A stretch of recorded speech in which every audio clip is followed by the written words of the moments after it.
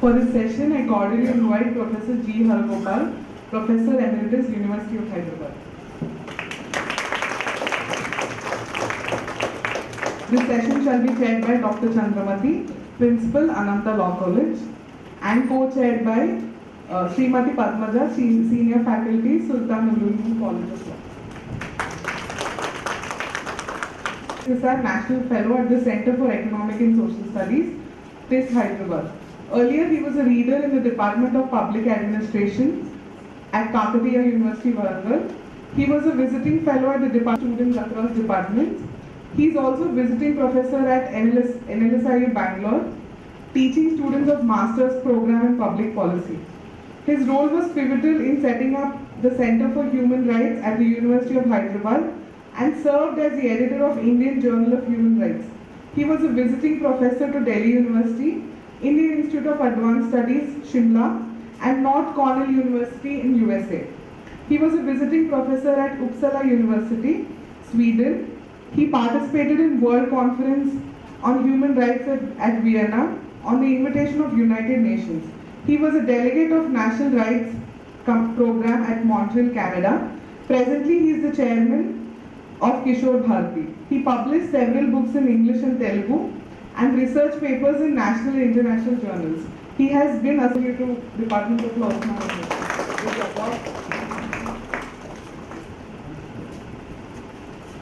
I request Professor Vinod Kumar sir to present a flower bouquet to our speaker for this session.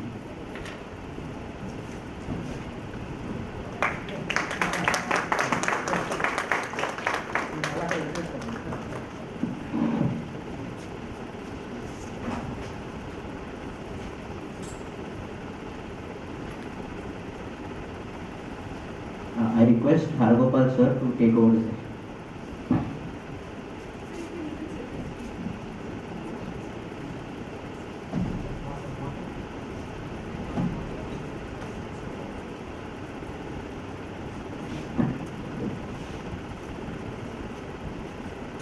Chairperson and Dr. Vinod and several friends sitting in the hall. Most of you are legal experts, students of law. Although I have been teaching in a law school for the last 7 years, I was not teaching law, I was teaching public policy. Students in the law university. It's a new course. And very interestingly, this course attracts most of the IIT products. Then last batch we had, she wants to pursue her research. Therefore, she thought that Microsoft was. I also sometimes interact with our law students. And then, in the process of interaction, you know that the Bangalore National Law School has very bright students and is rated very high. So that's how I have some semblance of interaction with the law, but basically I'm not a student of law. So when Vinod asked me to speak on federalism and privatization, basically I agreed that how to understand the paradox of federalism, the crisis in federalism from a political economy perspective. And in the process of presentation, I will also bring in privatization as to how it's happened.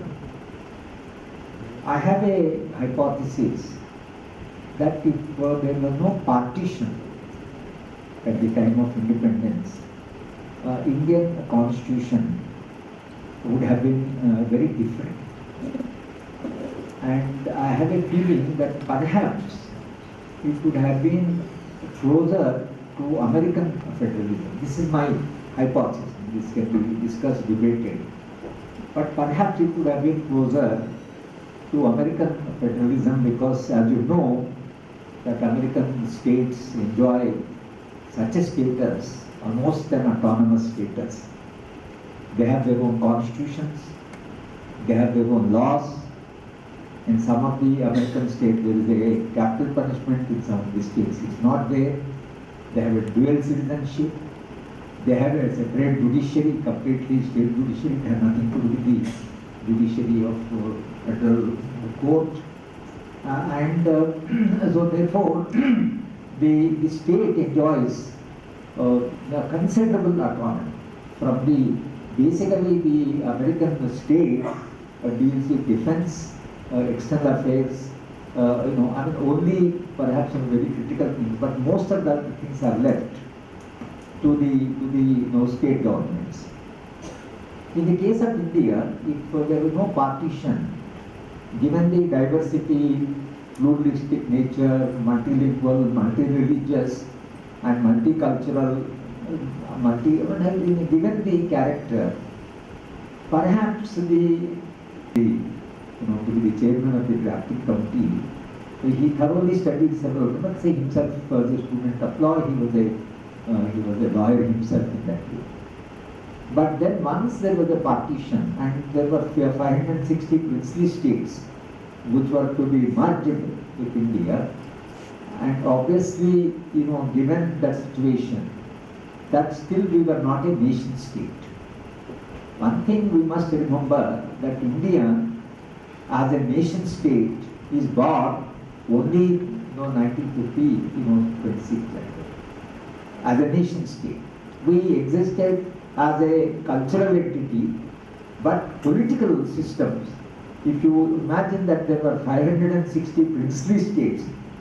I come from the Hyderabad state, and I remember as a child that just we got independence, we were very young children. We had our own currency. Hyderabad had its own currency. And we, for quite some time, we had to negotiate with Indian currency with Hyderabad currency. Till Hyderabad currency was completely abolished, and then Indian currency took over. We used to call it Naya Paisa. It was the Naya Paisa because the old currency of the Hyderabad state was our currency. So what I am therefore saying is that including currency, there were states which had complete autonomy. I mean, they had their own power. And they had nothing to do with the other. It was completely pluralistic, and it was a completely autonomous, full of autonomy. That's why, the article 160 is a union of states. Now there is a big debate going on whether they should have used that particular, expression, union of states. Whether, outside center is ended.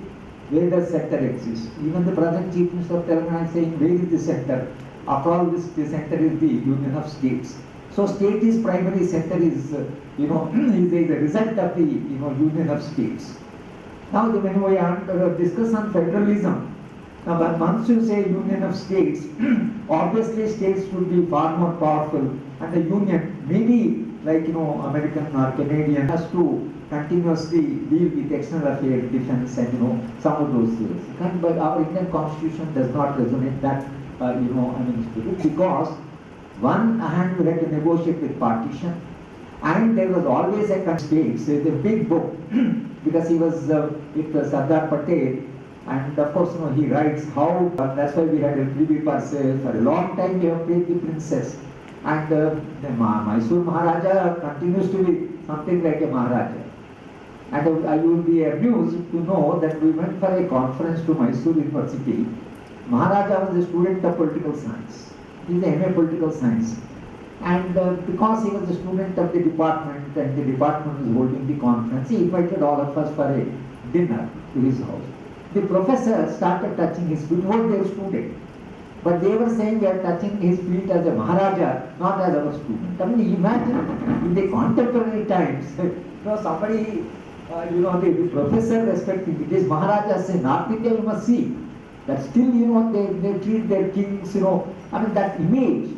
Mrs. Gandhi tried to somehow, see that this whole images of the kings and the kingdoms and the memory gradually gives him to what we call the nation state. And Jawaharlal Nehru, if you see his writings, every month he used to write a letter to the Chief Minister, briefing what is happening. So that, the gradually Chief Ministers start identifying with the Indian Union and Indian nation state. Otherwise, you have only, know your own history. Telangana people think, in fact, Telangana movement, the Telangana movement, some of our friends started saying that if you do not give Telangana, we will secede from India. That's something, amusing. It used to me very amusing. Where will Telangana go? And Tamil Nadu, you will be surprised in 1952 elections. In the election manifesto of Dravidya Kazhagam party, one of the points in the manifesto, we want to secede from India. That was a part of the manifesto. That means the integration was not yet complete. Still many states were harping this whole northeast. If you go, I mean the Nagaland, people went to Gandhi before he was assassinated. And they said, we don't want to be a part of Indian Union. Then Gandhi was very clever. He said, I am always thinking I belong to you and you belong to me. So that's how he was trying to prove that you belong to me and I belong to you. If you say we have nothing to do with each other, and if the government of India annexes you forcefully, I will come and fight for your freedom. This is what Gandhi said. You go to Nagaland, go to even a child, everybody quotes Gandhi. And when we were negotiating for peace in Nagaland, and the government of India wanted us to negotiate, we had to meet the underground government. And this underground government, it has its own taxation system, everybody pays the tax. Ministers, officers, IPS, everybody pays tax to the underground government even now. They pay regular tax, you can escape. Somebody was telling Nagaland University, somebody left the job and he was going to North East University, and he said, I will not pay the tax to the underground government. He got some areas. Because anyway I am living in Nagaland. They said, don't do that. Pay the tax and go. Because they will chase you. They will come to Meghalaya. So this is the case. And then somebody got up and said, I am Prime Minister of Nagaland. And he introduced his cabinet. And he said, this is my External Affairs Minister, this is my Defense Minister, this is my Finance Minister. And then he said, please talk to my External Affairs Minister. Now, we were trying to say that you are a part of a big union and don't think that Indians are only CRPF army. We love you. We love your culture and all that. Right? And you do not understand that there are many people in India who love you. And there are many Nagas who also do not know what is India. Many Indians may not know how affectionate Nagas are and how democratic they are. So therefore I said that there has to be bridges. But much later, government of India decided that every university should take, Northeastern students. That's how Hyderabad University had 450 Northeastern students when I left. But you go to any, state. I was interviewing the tribal leaders in Meghalaya for my research on human rights. 21 tribal leaders. Everybody speaks English. All these tribal leaders. And while talking, they said, "Your India." Yeah, you are India. They were continuously referring, you are India. I said, you are also part of, even somebody who worked in Indian Army was also saying, you are India. And if you go to Kashmir anyway, kaise hai bhai, how is business going on? Bahut log Hindustan se aaye hain. They don't think that Kashmir is a part of it. This is this is a historical challenge. That when we bring certain, diverse, forces under the union, and have to build a nation state, because we were a nation culturally speaking. We were not a state culturally speaking. We were only, and therefore culture plays an important role. Because I know that, my father when he used to perform, he would say, Dakshina Bhage, Bharatavarshe. This is all the cultural, systems. But if you talk political history of India, then you talk of the Mauryans, and if you talk of Gupta, then you have talk of Mughal Empire. But during those periods, even Ashoka and Akbar, which was the largest empire, there were several parts of the present India which were not a part of that region. So we have this long history. And when the union was being formed, you find that Junagadh and Hyderabad state were not willing to join. Now the problem was that whether somebody joins Pakistan or India, right, because we have a majority people belonging to that religion, or majority, king is a Muslim and the people are Hindus, whether you take people or whether you take king. And the paradox arose when it came to Kashmir, majority people were Muslims, but the king was a Hindu. And king, signed the annexation or whatever, that, the king has, on behalf of Kashmir people signed, and government of India, Union, they said, yes, Kashmir joined India because king has signed an understanding with India. And you must be remembering that what was our understanding with Kashmir? The understanding was that they will be completely autonomous. Constitution of India also does not apply to them. They will have their own constitution. They will have their own prime minister. And therefore then we had, Kashmir prime minister for a very long time. Sheikh Abdullah was the prime minister of Kashmir. So then of course from Bharatiya Janata Party, then the Jansan Party, they said how can in a nation there can be two symbols, two constitution, two prime minister? How is it possible? They have been arguing right from the beginning. But Nehru said they will join only under those conditions because otherwise they won't join Pakistan because they are a majority Muslims. So therefore secularism also became necessary because the largest Muslim population after Indonesia is in India, not in the 44 Islamic countries. They have a large Muslim population. So therefore it's a historically very difficult to understand federalism. To understand federalism, the Junagadh king, he said, I will not join. And the Bastar king, who was also part of the Constituent Assembly, he started claiming in the Constituent Assembly that we are the original Adivasis and all of you are migrants. You have come from outside. Everybody sitting in the Constituent Assembly, you have come outside. You have come from Central Asia and all that. Only we are the people, original inhabitants of India, so therefore India belongs to us. And to accommodate their interests, we have introduced Schedule 6 of the Indian Constitution. We have introduced Schedule 5 for the tribal settlement, Schedule 6 for the Northeast. You read the schedule, you would be surprised that there are two schedules which are added to the Constitution of India because we wanted to assure the tribals of India that you will not be ill-treated, you will have your own autonomy, you can preserve your culture, your language, your lifestyle, because they are completely different. And one of the cases that came before the Supreme Court was that one of the, the Bastar tribal, she killed her husband. She killed her husband and, the local law at that time, their law, was that, she has to pay some punishment and all that. They didn't have the jail concept. So she came under the new law of the Constitution of India, under the, IPC and, criminal procedure. She was arrested. She started asking, somebody is arresting, why are you arresting me? I don't know. Obviously, the woman has killed the, husband in the first night. That is the violation, is the first night. What happened to our procedure? Then they said law change of the country. She said, I don't accept the law. I want my law. Even the divers. Very interestingly, there is a square in the village. If the woman wants to leave the husband, she goes and stands in the square, announcing to the group that she is leaving. She is opting for divorce. The tribal chief comes, tries to explain. If she crosses the line, divorce is granted. But these were the practices. Dr. Balgopal, when he was arguing tribal cases in Andhra Pradesh High Court, the combined state, in fact, he said that they do not have language. Some of them, they don't have language. They don't have written records. Now, in the court, you ask for evidence. When they don't have the written language and everything is oral, now you ask whether you are owner of the land or not. By custom, they are the owners of the land. Where is the written evidence? Written record, and court does not accept any evidence except the written record. But Balgopal said, as far as the tribals are concerned, since they do not have a script and their entire tradition has been oral, customary, and therefore they have to accept customary law as long as they do not completely understand what exactly is our law.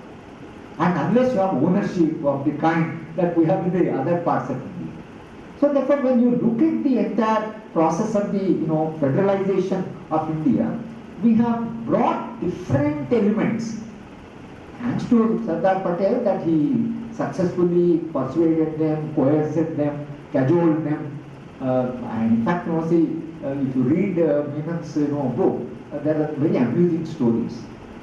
I don't want that because there are a large number of women in the gathering, but Menon writes how Patel sent a beautiful woman. And when he came to, that Raja came to Delhi, she went and received. Patel thought she will have a soothing effect on him. But imagine what type of things these chaps had to do to integrate. So under those conditions, federalism came. Now therefore, one of the major challenges of India was to build nation state. Very big challenge, I tell you. And of course, we have succeeded. We have succeeded in the sense that Dravida Kazhagam Party, which said that we want to secede from India in 1952, today no Tamilian, go to Tamil Nadu, no Tamilian would even think of secession. In parallel they will fight, but nobody thinks of secession. But Punjab, which fought for the freedom movement first, right from the Bhagat Singh downwards, and Punjab always was an integral part of India. Suddenly Punjab said we want to secede from it. But it's very interesting. Punjab, which was such an integral part, wanted to secede. Tamil Nadu, which wanted to separate, has become an integral part of India. So even now, the federalism and federation is under stress. I don't think that there is a threat in that sense, but there is a stress. Now what is this stress all about? And if you look at the nature of the political economy, now as long as we had a planning commission, one of the parameters of the planning commission was transfer the resources from the richly endowed regions and some of the wealth to the states which are most backward, so that there is a regional balance. And if there is a balanced development, federation will become stronger. Because if the region is too backward, like Assam or Odisha, there is a possibility that we are too backward. If we become independent, we will grow faster. This is how politics start playing their role. So they will go and say that because we are a part of India, there is a burden. Already Vinod is raising this question that South India resources are transferred to North India. So he had a conference that why you are taxing us and transferring the resource to North India, and North India politically dominates us, economically we contribute. The debate has come. The debate will continue. But in planning commission or whatever the planned intervention, Baba Sahib Ambedkar, when he provided in the constitution that who transforms India and builds this strong federation or a federal system, who does it? He said the Indian state, nation state, has to do that. Transform India. And as a student of political science, I know that transformation of a society or transformation of this multiple identities into a nation state is done by the people themselves, like American Civil War. That has brought Americans together. And then of course American nation state was formed. In the case of India, we didn't have that, but Baba Sahib thought that the state will play a very positive role in transforming and building a strong nation state. I would not say that state has failed, but we have still problems. We have a lot of problems. And if you look at the model of development and the talk of federalism, then you find from 1947 to 1967, these 2 decades was a decade of hope, decade of promise. It was a very legitimate state. Prime Minister Nehru enjoyed enormous popularity. He went wherever he went, except Nagaland. Where he went, Nagas, 5,000 people came. And Nehru thought, so Indian Prime Minister is respected in Nagaland. And he was so happy that 5,000 people turned up. But they came, the minute Nehru got up before the mic, 5,000 disappeared. And Mrs. Gandhi was very young. She said, Papa, they are doing Papa, they are doing. Nehru said, Papa. Suddenly, Nehru felt very humiliated also in that sense. That this is how, but Nehru did not, become angry and all that. He said that how to negotiate with these chaps, how to keep this entire Northeast with India, how to keep Kashmir with India, how to keep South India in India. So this is, from 47 to 67 is building a federal setup. There were very powerful chief ministers. In fact, Mrs. Gandhi, when she became a prime minister, she became a prime minister with the support of chief ministers.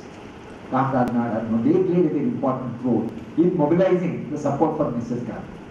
If not the prime minister, dominated, but the chief minister were playing a very critical role. So that type of model and the balanced development, planned development, interventionist development planning. There were several, the attempts to see that, regions develop in a balanced way. But notwithstanding all that, historically, development is a momentum. Development is a momentum. Gujarat, developed. Only now they say that because of one person, Gujarat's development has been historical. It's essentially a trading community. It has a pulse for the development. So many traders have gone to Africa from Gujarat. And you go to America, the Gujarati woman, maybe not very literate, she does business very well. You go to shopping, she will speak only the sign language, but she does the business. You go to Canada, there are so many, people, Gujaratis and the Punjabis in Canada. So there are people going to different parts. And Gujarat had this impulse of development. And therefore Gujarat is developed. Because it was developed, relatively, they didn't want to be part of Maharashtra. They said, we want to separate from Maharashtra. That struggle went on for a long time. After a long time, Gujarat was separated from Maharashtra. And the several states, from 16 states or so, we are now 28, 29 states. And Baba said the vision of the constitution was Article 3 in the Indian constitution, which every Telangana fellow knows. Even a Telangana child knows what is Article 3 because so many times it was told in the public meeting. What is Article 3? With a simple majority in the parliament, you can create a new state. As a student of law, you know there can't be such a simple law for creation of a state. But why do you think the makers of the constitution, framers of the constitution put such a flexible principle? Because they knew that nation state is a fluid state. So once these, whatever states came as union, these states are all, historically they have come. But then there are lots of differences among them because Hyderabad state, Karnataka, Maharashtra, Maharashtrians, all of them, in fact a part of Maharashtra, a part of Karnataka was a part of Hyderabad state. Nehru thought that this multilingual state will strengthen nationalism. Because different languages people, living in Hyderabad, and they are interacting with each other, that will strengthen the nation, identity of nation. But then people started saying that our language is different, their language is different, and that's how linguistic principle came. And Pottisri Ramlu said that we don't want to be part of Madras presidency, we want to separate. So he went on fast. And he died. So once he died, that created a wave of violence. And Nehru was taken aback when Pottisri Ramlu died, and Vavilala Gopal Krishna once told me that after Pottisri Ramlu died, they went to Nehru. And I believe Nehru took him to a side. And Vavilala asked him, why did you allow him to die? Why did you allow this information started in 1956-7? Though there were a number of freedom fighters with men, but this also started as a part of political culture. Nehru said, I was misled. And therefore, Sri Ramu died, and because of that, Andhra was separated. And the whole linguistic principle, very interestingly, started with the Telugu people. 2016, the linguistic principle started gaining momentum. But the first linguistic state to be created was Odisha. Not, where the demand came, that was not considered. But Odisha was separate from that. Now, therefore, you find that the history of federalism in India is a way of two different turning points. But up to 1967, I would say, it was a time of hope, promise, and the continuous attempt, economic measures, planning, and the political culture, and Congress party played a very important role. Gandhi's symbol was there as a national symbol. All this worked. All these symbols have worked. And therefore, people started getting, unified, people started getting united. But from 1967, the hopes and expectations of the people from the nation state, because freedom movement creates terrible aspirations. Like, Telangana state. All of us, maybe we have to confess. But there was a debate in that once Telangana comes, everything will be solved. This is how movements build up. In fact, Jaishankar, of all the people, my driver one day asked Jaishankar, I was staying with Jaishankar. So in the morning, my driver came and said, sir, when we get Telangana, will I get a job? So Jaishankar said, what really you will not only get a job, you will be in a position to get jobs for others. This was the expectation. So this is how the hopes are created. So the freedom movement has created lot of aspirations among the trade unions, among the farmers, among the students, among the youth, among the tribals, among the Dalits, and Constitution, has abolished untouchability. It created a new hope of dignity and self-respect. Public Babas had fought all through life. But then in 67, we had a crisis. There was a terrible unrest in India. 60s, upper late 60s was a period of unrest all over the world. French youth were on revolt against the law. The American youth were revolting. China had a cultural revolution. You to look at the world, the whole world was in turmoil. And India also was a part of the turmoil. During that time, identity movements, separatist movements, secession movements, autonomy movements, think of any movement, it was there. Now it was for Mrs. Gandhi, as to how to now, Nehru is not there, that Nehru symbol is not there. Gandhi is gradually fading away. Now see, you have the Mrs. Gandhi, has to now take on this responsibility of keeping the nation. And she tried her best, and there was a lot of debate on national integration. And I still remember so many seminars. I attended 100 seminars on national integration. Now, why national integration? Because there was a threat whether the nation will remain an integrated nation or not. And in one of the seminars, Anjaya, who was the Chief Minister of Combined State, in his very naive, innocent way, he came to seminar to inaugurate as the Chief Minister. And he, Telugu, in his typical Telugu, he said, so what is this national identity? All of us would live together and all that. Now, how do I express my national identity? Then he said that I can express my national identity by hoisting a flag on my house. But when I don't have a house, where do I hoist a flag? Therefore, give houses to everybody, then talk of nationality. It is very difficult, way of Anjaya speaking. But he had a very powerful point. Although he made it in a naive way, but there was a very powerful point what he made, is that unless you fulfill the aspirations of the people, you can't, as a nation state, you can't become very strong.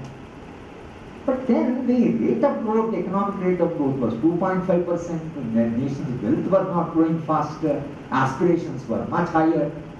Nehru somehow managed it, but by 1967, unrest was there, and separate Telangana movement also came in the late 60s. Regional movements, sub-regional movements, autonomous movements, secessionist movement, Naxalite movement, identity movement. Imagine, nation was in a turmoil. That turmoil produced Mrs. Gandhi. And that's why though she was, Nehru's India was called consensus India. That is among the different states, there is a consensus. Mrs. Gandhi case is called as a confrontation of India. It was confronting center, it was confronting each other, and therefore you have a different phase. And that confrontation she had to negotiate. So the result, growing aspirations on the one hand, wealth is not growing faster, and the crisis is deepening. And by 1974, governance of India became difficult. And therefore they had to go for suspension of fundamental rights. Baba Saheb Ambedkar, one of the visions is that you provide fundamental rights for the citizen to give freedoms. But provide part 4 of the Constitution, what type of India we should build. What is the India? What are the aspirations of the people is resonated in the part 4 of Indian Constitution. How do you achieve the goals of the part 4? Through the part 3. I use my freedom to demand, organize. I have association, I have a civil liberties movement. So therefore, you keep on pressurizing the Indian state through your freedoms. For what? For the goals that are provided in the part 4 of the Indian Constitution, that Article 38, Article 39. Article 38 says reduce inequalities in income, status, opportunities and facilities. Income, imagine, reduce inequalities in income, status, opportunities, facilities. But Article 39 is more radical. Article 39 says, all of you know that, Article 39 says means of production should not be monopolized in few hands, and wealth should not become detrimental to the common good. This is the Constitution. So what type of India you should build? Equitable India. Equitable India. Fair and just India. That is the vision of Constitution. No Constitution provides a vision. I am sure that as students of law, many of you would know, Constitution is a legal document. Basically a distribution of power, and the rights of the people, powers of the state, and the procedural, justice. The Constitution basically is a legal document. Indian Constitution is not only a legal document, it's a philosophical document. There is a philosophy in the preamble and also in the part 4. Now therefore people have a right to ask for implementation, enforcement, and that's why the Constitution says that directive principles are fundamental for governance. Fundamental for that. That means whenever you are formulating a policy, the touchstone is part 4 of the Constitution. But I think gradually, fundamental rights for suspension. Of course, Mrs. Gandhi announced a radical program, 20-point program, land reforms, nationalization of banks, monopolistic to trade practices, abolition of trade. But she has taken 20 programs to, but what she does is she inspires the poor people of this country. I know that in my village landlord has to say which party people should vote, entire village will vote for that party. So people used to ask, what is the landlord saying? Which party? Which party? So my father will say, he will tell me last day, you don't need to worry, he will send a word, which party we should vote. But after Mrs. Gandhi, even if the landlord came out of the gadi, they said we vote for our Amma, not for what landlord says. That client-partner relation is broken. And Mrs. Gandhi became the patron, and these people have become the clients. So for the nation state, what happens if your loyalty is to the Prime Minister or to the central leader, it is one step forward in building the nation state in that sense. But then the authority started getting centralized. Now once authority starts getting centralized, now the whole federal setup is based on the notion of decentralization. There are 3 lists, and there is a state list continuously, and no states are completely mandated to legislate on those items, and center has nothing to do with that. But then you find that gradually the authoritarian tendencies which are set in, now the center started becoming stronger and stronger. Although generally itself it has a unitary features. That was for historical reasons. But over a period of time we should have had a very strong, states. Now we have 2 examples. One is American example. 225 years they have survived with all their differences, with all the violence, with the blacks. No, they survived because it's a highly decentralized setup, highly federal. Soviet Union, it's a union. It's a union. It's not United States. It's a union. Now Soviet Union. The 15 states, whatever states joined the Soviet Union, of course Soviet Constitution provided that you can opt out of the union because you are joined voluntarily, you can opt out. Constitution provided, but it was a very strong state, very powerful state. Soviet state. After Stalin, it has become very powerful state. Now when because it is a superpower, it was competing with America, but then it collapsed. Now what is the lesson we can draw from American experience and Soviet experience? If you have a highly centralized state and the authority is centralized, the participating units, if they get alienated, there is a terrible stress, there is a crisis of the union. Whereas America, with all its decent setup and with a very strong, robust federal setup, it survived.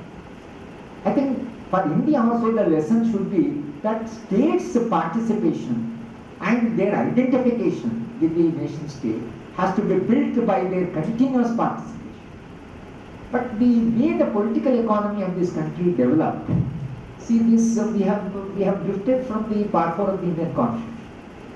And 1974 crisis, then of course Mrs. Gandhi losing the elections in 77, and the coalition government of Janata Party, although they had massive mandate, they collapsed. And 81, Mrs. Gandhi comes back. No more poverty. She had never spoken poverty, abolition of poverty. She started national unity, Ekta and Akhanda. Unity and integration of India. That was her second term slogan. Now then she also realized that this distributional justice and all that, what she introduced 71, it may not work. First you have to develop the wealth. Because this is, all capitalists, they say, first let wealth to go. What you will do, distribute poverty or what? So in 1971, she went to Federation of Chamber of Commerce and Industry, because Prime Minister happens every year. So the Birla and these people said that, Madam, this you are taken up anti-poverty program. This is not the time to take up anti-poverty. Wealth is not growing. So let first wealth to do. Then Mrs. Gandhi said, because cake should expand before we think of distribution. She said, how much of cake? How much of expansion? What should be the size of the cake to think of distribution? She asked them, what should be the size? Today, of course, we have 230 million, we have here a totally different economy. They have 44 million, so we have come to $230 million. Almost the economy has grown. But then, if economy has grown, what should have happened? What should have happened is that the states which are producing the wealth, number one, and the states should have been stronger. Finance Commission, has been saying this. Y.V. Reddy, in fact, transferred a little more resources in the Finance Commission, because he worked here in Andhra Pradesh. He knows, what is federal setup. He comes from Rayalaseema. He knows the problem. And therefore, as the chairman of the Finance Commission, he said, devolve the funds to the state governments. But then, you find that, during Manmohan Singh, period, economy was growing 9.5, 10% and all that. Yes, the economy has grown. There is no doubt about that. But what happened to that economy? What happened to that economy? That economy has grown, but then if you look at the distribution from the point of view of the Part 4 of Indian Constitution, it is completely unequal. Now the result, perhaps never in Indian history, inequality is as high as today. And the 60%, I mean the 1% of the rich, super rich, almost have control over 60% of the wealth. And entire agriculture, where you have 60% of the people. Now that agricultural share in the total income has come down from 50-55% to 11%. So 50 to 60% of people have 11% income, 1% of people have 60% income. So with the result, what happened? The inequalities have grown enormously, and wealth started getting concentrated. And the concentration of wealth, please take it from me that as a teacher of the political economy, student of political economy, if the wealth is getting terribly concentrated, then, and therefore the politics of India changed. Politics of India changed from politics of distribution, fairness, justice, equality, equitable development to growth and high percentage of growth, high rate of getting concentrated. Then you have very strong center. Very strong center. And strong center, see, today is using the politics of India shifted from the earlier rhetoric or earlier whatever constitutional mandate to the growth, number one, and then they started high centralization, and therefore they started using culture. No, we went for globalization of the economy. We invited global capital. We borrowed from the international finance agencies. It's not an accident of history that you have borrowed from the international agencies, you opted for governance industry. Now, why culture suddenly has become very important? Because to derive legitimacy of the power, you need a source, and there was the cultural capital. So you started drawing the legit 10 years or even during Manmohan period and later. For example, under the state sales tax and all that, there were certain taxes to the state government. You suddenly announce GST. And you bring all these taxes under the GST. States are completely deprived of their resources. They said 5 years they will compensate. 5 years they will compensate. Now, of course, the period is coming. These fellows also raising the petrol price. Because no, there is no this. And liquor. Say you have to encourage people for Parvati stigma. If somebody has changed it. But these are not the taxes. So these are not the taxes. No, the actual taxes which were, no, I mean, they were with the state. In fact, some more taxes should have been given power, but instead the taxation have been least, no, which were there earlier. Mr. Gandhi shifted education from state list to central list. Now literally to the concurrent list. And now the present regime shifted in reality, not, they have not amended. And why 4A MPhil is abolished, MA, we don't know. And now they are saying, if you pass first year BA, you will get certificate, second year diploma, third year degree, fourth year honors degree. None of us are certain. None of us know what is happening. And who decided the policy? We have not academic council, the court, the Senate, in Central University. Who used to decide our education policy? Nothing now. State list. But the National Investigation Agency comes, some officer sits in Hyderabad, calls everybody, doesn't inform the local, law and order machinery. The whole law and order they have taken over. So this is the problem. And now, at least, since you have also asked me to talk privatization. Now, since government of India also is not able to tax, although they have taken, they are not able to tax. But the super rich, they are saying reduce the taxes. In contrast, American super rich now appeal to the American government, please tax us, collect some more money to spend on some welfare and all that. Please collect more money from us. The super rich are asking. Indian super rich are saying, differently, you produce the resources, either the center or the state. So with the result, they said that whatever are the public assets, you start selling them. Here in Telangana, they are selling the land, government. You argue the last generation. What happened to the other generation which are to come? They will not have a single inch of government land. If they want to take up a program, where from they will take the program? So you are creating a crisis situation for future generation. Because you think you are the last regime and therefore you are selling the land. And central government, they have taken 1 lakh crore from Reserve Bank, which never done. Because Reserve Bank keeps the liquidity amount for the crisis. You have taken that. And you are selling public enterprises. First you said you will sell, public enterprises which are not efficient. Now you are saying who will buy inefficient public enterprises? So you sell, start selling the public enterprises. Life insurance, it has played such a critical role in India's development. 4 crores, the middlemen are there. 40 crores policies are. Money is with them. So with the result, you have gone for privatization. So you are selling. Suppose now you sell all the public assets. What will happen to next government? There is nothing to sell. How are you going to run the government? So in other words, in the political economy, when I was in Sweden for some time, see all Scandinavia, although that may be an ideal example, but 65% tax, can you believe? A person income, 60 year old. And what was the Telangana government, I feel so upset. You promise KG to teach. If this is the trend, if this is the type of crisis that is developing in the whole of India, these paradoxes and the contradictions, how are we going to negotiate? 1947 we have negotiated. We brought so many kingdoms, so many regions under the into the Indian constitution. We started with a great experiment called India. It's a great experiment. But experiment is on, please remember. Experiment is not complete. Experiment is still on. And now you can see the confrontation, particularly from West Bengal and Tamil Nadu, because they had a different history. West Bengal has only nationalism. West Bengal has land reform. Tamil Nadu has complete anti-Brahmin movement. And Tamil Nadu is saying we will not implement the national education policy. Simple. They have passed a resolution, they appointed their own commission. West Bengal is saying your agencies come, we will not allow your agencies to come.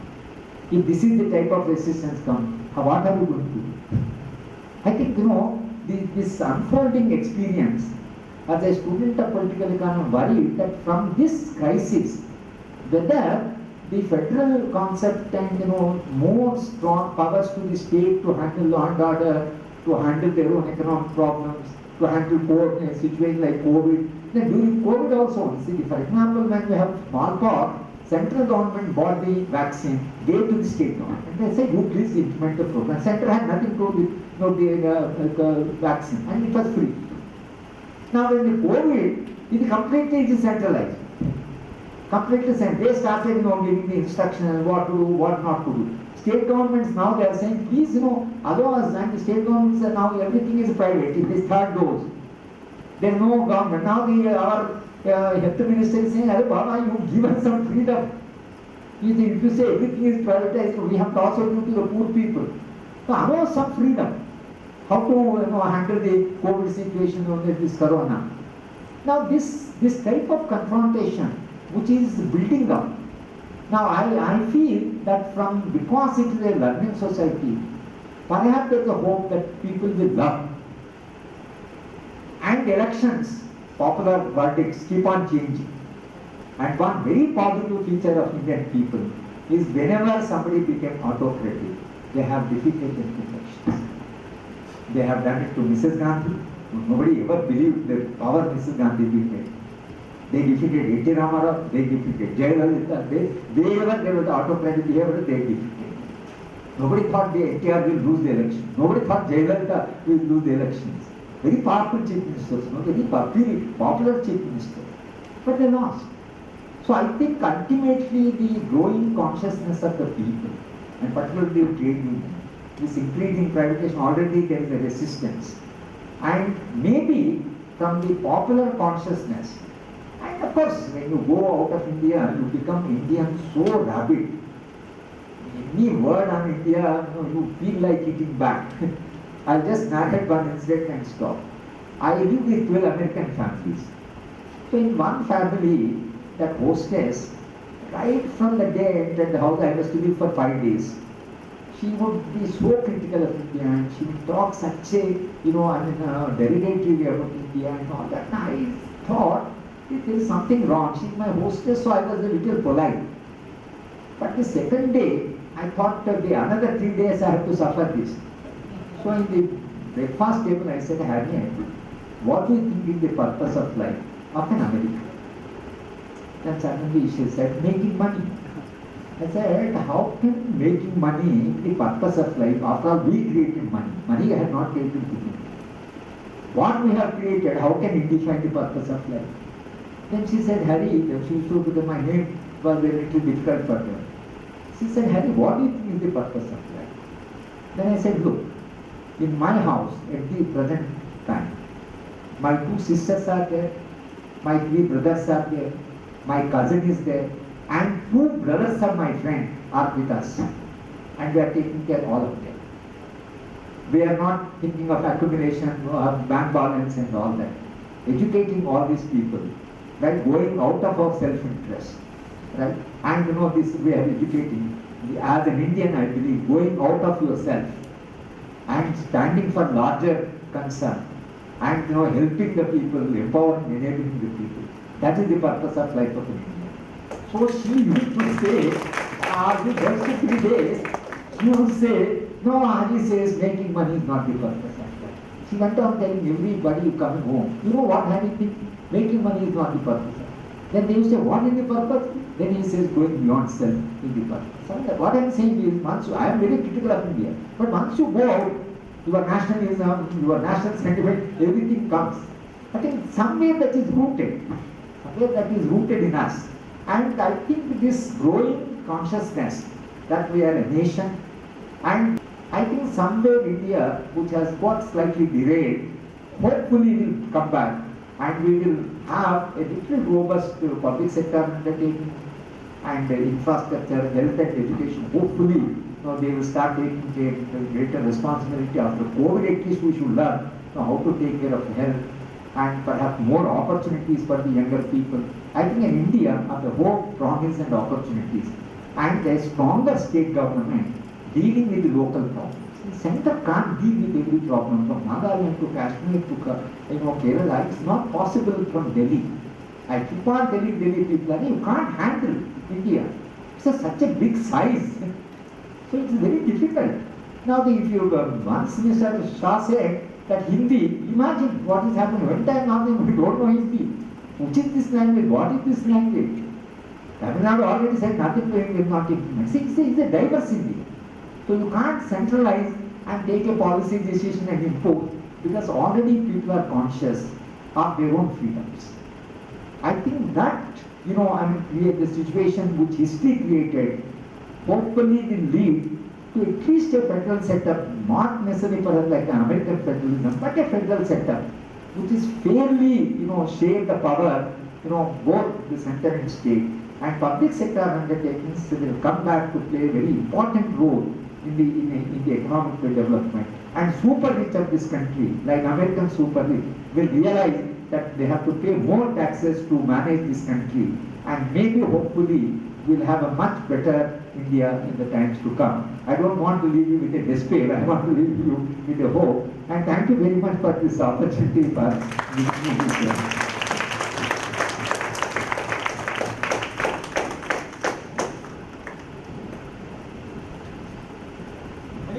Are there any questions?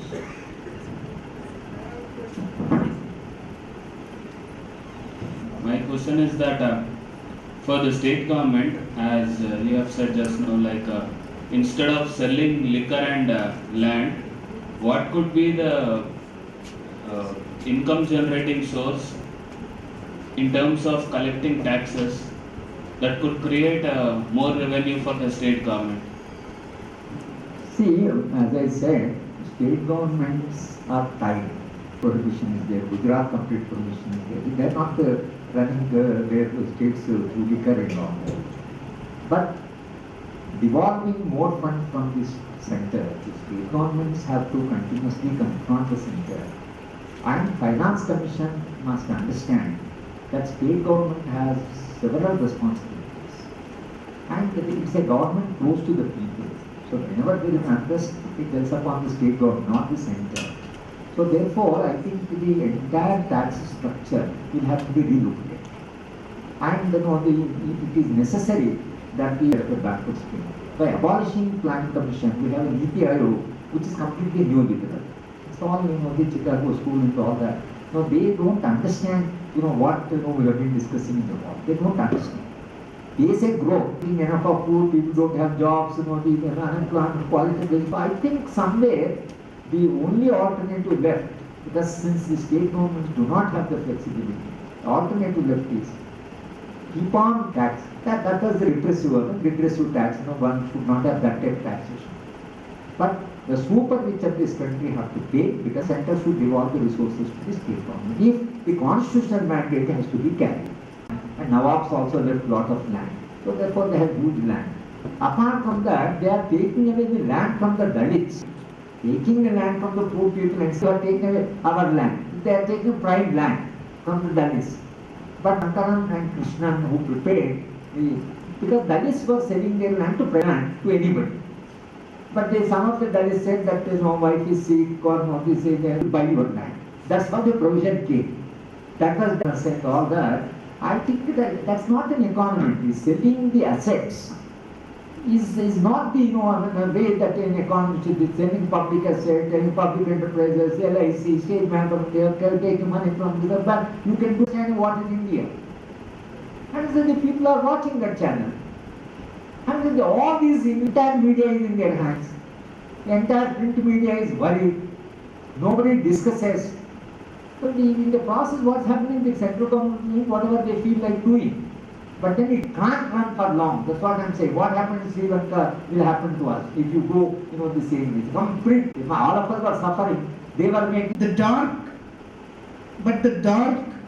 dark shadow of authoritarianism is hovering over us.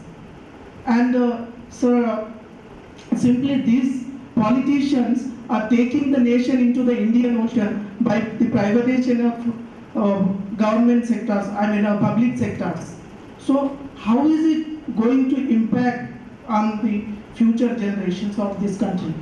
Young friend, that what I was saying, part of my presentation, that when there is a concentration of wealth, the law of power is that power also gets concentrated. Right? And therefore, now they are using cultural systems to run this system. Conflict, tension, politics of hatred, whatever you may call. Politics have become culture-centric. But authoritarianism is a part of the development of political economy. Now that's why toward the end what I said is that as the state government start asserting, confronting, people become more conscious, governance of society becomes more difficult. That is the time when the direction of development perhaps will come back to what the Part 4 of Indian Constitution initiates. So you are right that authoritarianism is not only in India. Look at UK Prime Minister, look at Trump, look at Brazil, look at China, look at Russia. Because the nature of economy is such that unless there is an authoritarianism, they will not be able to. Why Putin attacked the Ukraine? See, there is a crisis, and therefore he wants to divert the attention of the people. And therefore, see, this authoritarian streak is not confined to one nation. The reason is that this authoritarianism is located in the very nature of political economy. So India also has become authoritarian because we opted for that model of development with the global, the experiment is going on. But this neoliberalism, capitalism survived for 200-300 years. Because capitalism, you go to Jamshedpur, what Tata has done. All profits, whatever he got, he built Jamshedpur. And in Jamshedpur, health is free, housing is free, communication is free, education is free. And imagine sports, he developed archery. And he developed huge sports ground because he was also interested in sports. So that is what is called a robust capitalism. Capitalism knows what are the consequences. Neoliberalism does not know what are the consequences. Enjoy life, whatever comes, enjoy your life. And so you enjoy. But then your next generation, what happens? Your own children will suffer. This capitalism has certain moral, what Adam Smith says is, it has a moral sentiment. Neoliberalism does not have that. It doesn't have moral sensitivity. That's the reason why not only we are in the crisis, several, look at America yesterday, somebody, that fellow shot 20-23 people. What is happening? This is a very, such a rich country, such a powerful country, why so much of violence? And the people, my own students are in the California, I say both of them teaching. So whenever they come, they meet me, they say that some of the people are sleeping under pipes, water pipe under the roof of the bridges. California street. See, therefore, you should have a human element built into. In Finland, because they have a robust welfareism, jails have been abolished. Now jails are for amusement because there is no crime. There is no crime. So therefore they say there is no need for a jail. So you can build such a society also. Maybe it's a small country. But the direction should be very clear for us. So therefore I think people will learn. All of you, a young person like you should study political economy, raise certain very important questions for debate. And we are the people who have to keep on debating and pressurizing the government. Please become a welfare state because this nation is suffering. And somewhere politics will start changing. Politics will start changing. Politics will never be stagnant. It's a motion. And I am hopeful. Maybe in my lifetime I may not, but definitely will see that how politics of this country will change. You feel there is a possibility that the politics will change? You take my cup.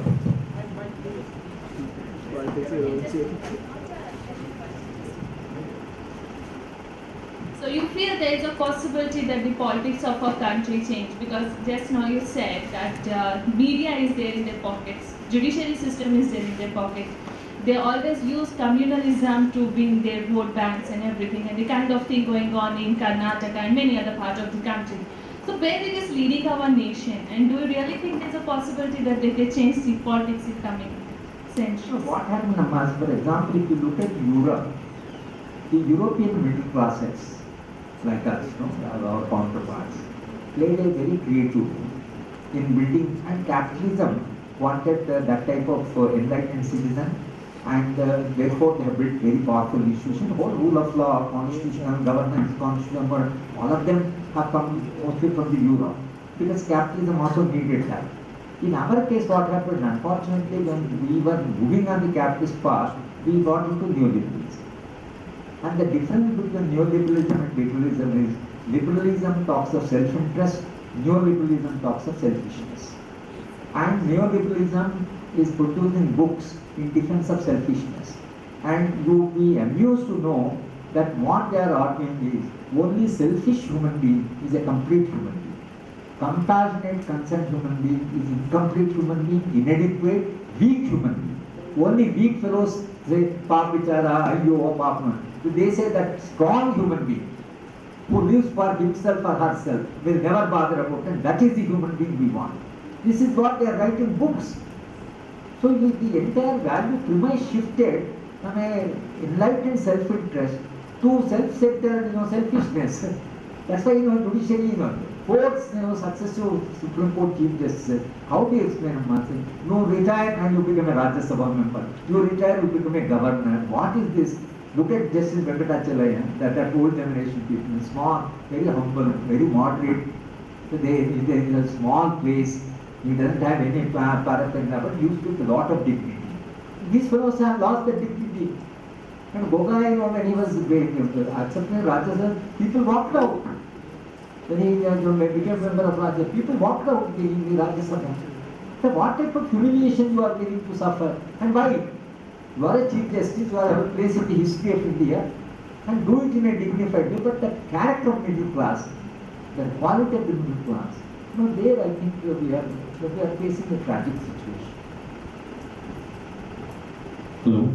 So good afternoon. My name is Mehboob. I'm an assistant professor of law, and thank you so much for the engaging talk, which is very moving. Thank you so much, Vinod Kumar sir, for organizing this lecture. Sir, you were mentioning about the term during 1990 where the cultural capital was, utilized for power and other things.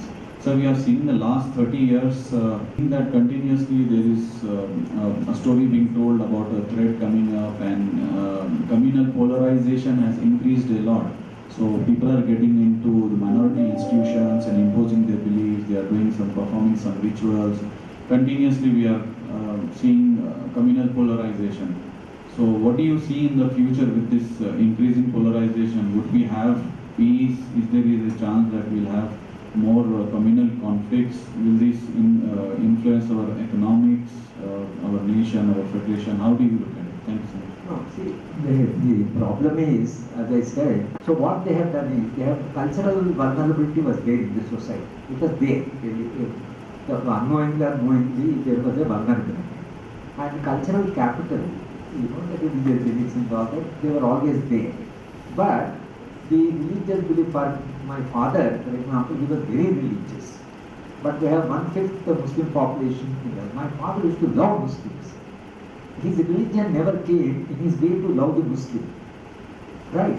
But today when I go to my village, already there is a bit of tension.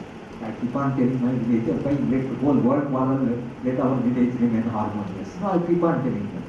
Now, this lifestyles of the people, the way they worship, the way they observe their festivals.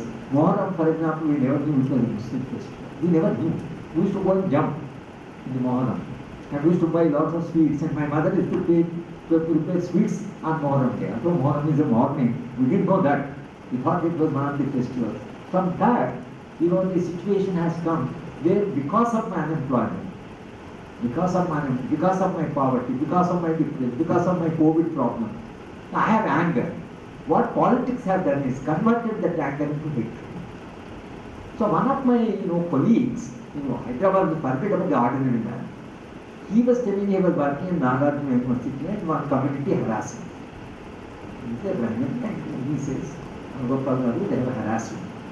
So I said, sir, these things are part of institutions and all that. After 10 minutes, he says, if Muslims had left this country at the time of partition, there would have been no problems in the country. I said, Murthy Garu, just 10 minutes back you were saying one community harassed you, not Muslim community. And even if all Muslims left, this community would have been there and your harassment would have been there. Why do you trace your harassment to the Muslims? Trace the harassment to the people who have harassed you. See, this is the psychology. That I am angry, but my anger I do not know against whom to express. So some of the officers who are insulted, they come and angry with the wife, what she has done. And wife, because she can't shout, she will be angry with the children. And children, if they are angry, they will go and beat up some dog or something. This is how anger is shifted. This is what is called shift of anger. So unfortunately, there is a community and there is a history where there are good and bad. You build a nation state on what is good, what is your positive memories. But today are the bad memories, on the, lot of, experience we had. So they are trying to play politics. But this politics will be counterproductive. It will not be, what I am saying is this anger is successfully, diverted, converted against certain communities. It is not only against Muslims.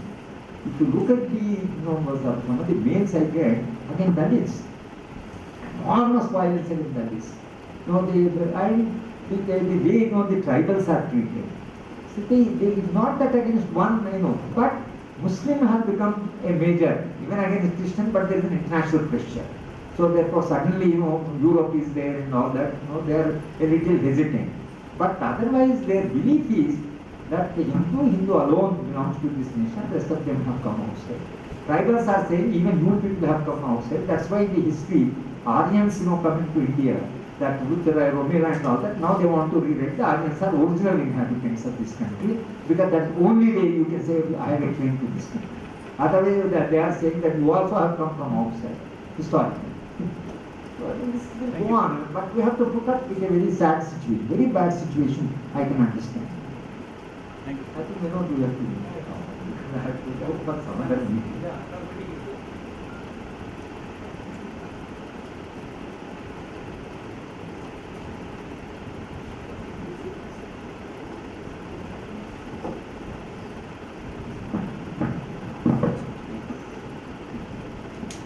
A very good afternoon to this gathering, and we have Sir Professor G. Hargopal Sir, Professor Emeritus, University of Hyderabad, speaking very extensively on this topic of federalism and privatization of public sectors. It was a very, very inspirational and an engaging talk, and it was very lucidly spoken with regard to the historical aspects which was there before the constitution came up, where we have owned our enacted constitution. So the conditions were very different for federalism, and what Sir has also stated that we need to, the vision of India we should have it as an equitable India, because the inequality is growing too much in India, so the focus should be on equitable India. And Sir has also spoken about a lot of movements and union, and Sir has also spoken about the eastern sector where, say about Meghalaya, Nagaland, maybe Mizoram, Manipur, etc., where they consider India to be as a foreign, which means they are not a part of India. I still remember, Sir, when I was a child, I was there living in the northeast sector, so I remember that very well. And they used to use this word called Mayang. Mayang means a foreigner. So when we were there, they used to look at us and say, "You're Mayang." So I remember this. And then all the Mayangs are not supposed to freely travel on the roads. I remember that also. If it is beyond 6 o'clock, you are not supposed to walk on the roads. You take a public transport, you are not supposed to sit even though the seats are vacant, and you have to bend your head and stand in the public transport. So this was the way the condition was there in the Northeast. So I was just recollecting that also. And when you spoke about the divorce practices in the Northeast, and there was a very typical marriage practices also, and that used to take place in the public. So the practices,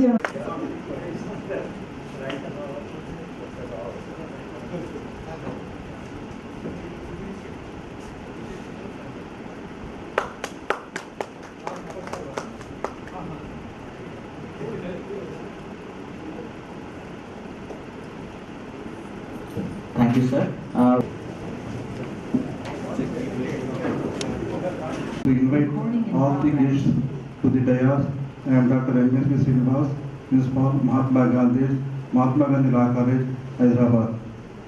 We are having the galaxy of legal luminaries, academicians in this valedictory session. We are going to have not only the lecture but also message by these legal luminaries. Yesterday and today we have completed the thought-provoking and pathfinding discussions on the bad acts of federalism in the Indian Constitution perspective. It is not only the academic and legal discussion, but also psychological exercise for the academicians, politicians, press, media, and other concerns. Now successfully we entered the validity section being witnessed by the several legal luminaries, students, kids, and other dignitaries. Now I request Honorable Justice J. Chandraya Garu, Chairperson, Telangana State Human Rights Commission, to come and occupy the dais. Being escorted by our Ram Vinod Kumar sir, the Dean Faculty of Law, Usmania University, Hyderabad. Please extend your welcome with quick claps.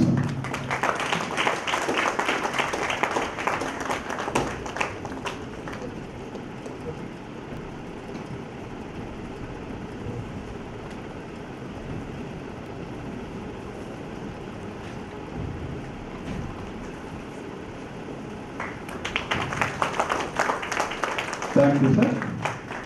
Now, I request Sri Justice P.S. Narayana Garu, retired Honorable Judge of the Union Andhra Pradesh High Court and author of several hundreds of the books and articles on the law subjects. Please welcome our Justice P.S. Narayana Garu as the guest of honor.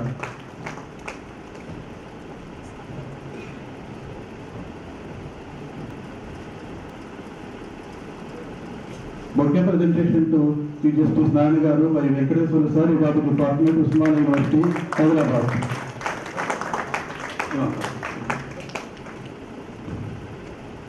Now I request Sri Professor R. Venkatrao Garu, former Vice Chancellor, National Law School, Bangalore, and presently Vivekananda School of Law, Delhi, to come and occupy the dais as the valedictorian person.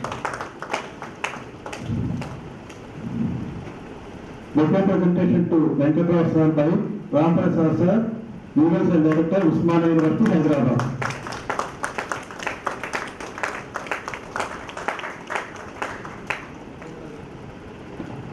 Now I request Sri Gali Vinod Kumar Garu, the Dean Faculty of Law, to come and occupy the dais as the chair of the inaugural session of this session.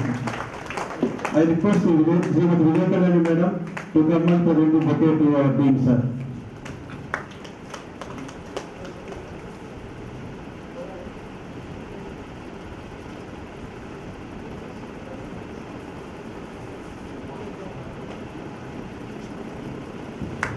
Thank you, madam. Now I request Sri Yadu Venkateswara Garu, the head of the department, Usmania University, Hyderabad, to come and occupy the dais as the presenter of the seminar report. I request Bhasya Anatomy Principal sir to come and present the bouquet to our Venkateswara sir.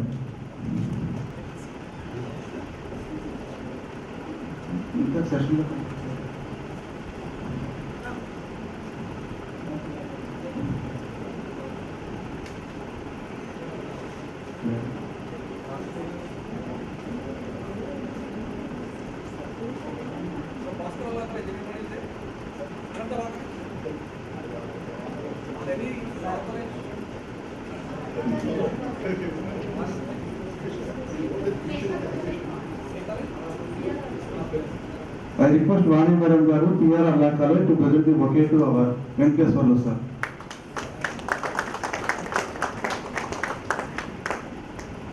Now I request Sri N. Ramprasad Garu to come and occupy the dais. Legal Cell Director, Usmania University.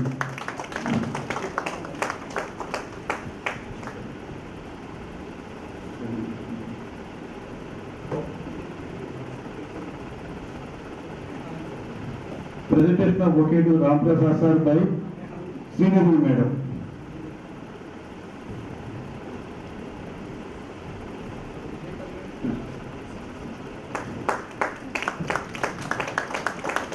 Now I request Srimati Vivekananda Garu, Principal, Padartha Law College, to come and occupy the dais.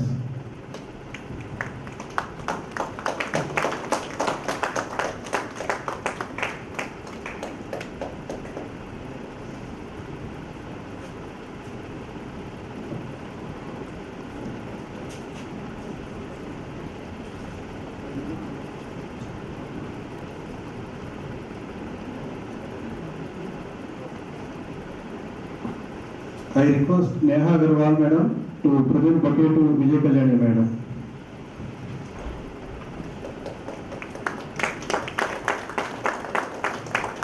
Thank you madam. Once again thanks to all the dignitaries who occupied the dais. Now the item is national anthem. Please stand up. Please switch off your all cell phones please for 2 minutes please. Jana Gana Mana अधिनायक जय हे भारत भाग्य विधाता पंजाब सिंध गुजरात मराठा द्राविड़ उत्कल गंगा विंध्य हिमाचल यमुना गंगा उच्चल जलधि तरंगा तव शुभ नामे जागे तव शुभ आशीष मांगे गाहे तव जय गाथा जन गण मंगल दायक जय हे भारत भाग्य विधाता जय हे जय हे जय हे जय जय जय जय हे जय हिंद जय भारत माता की जय।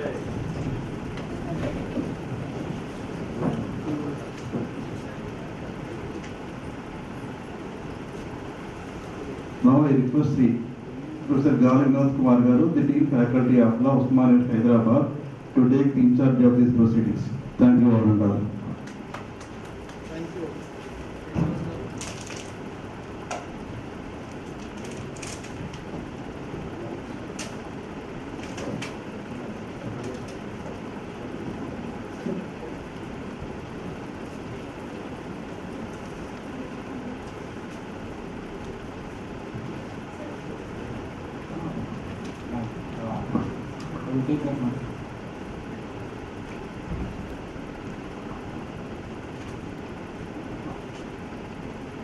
Today's chief guest and the public's people's judge, Justice G. Chandra Garu, Telangana State Human Rights Commission Chairperson.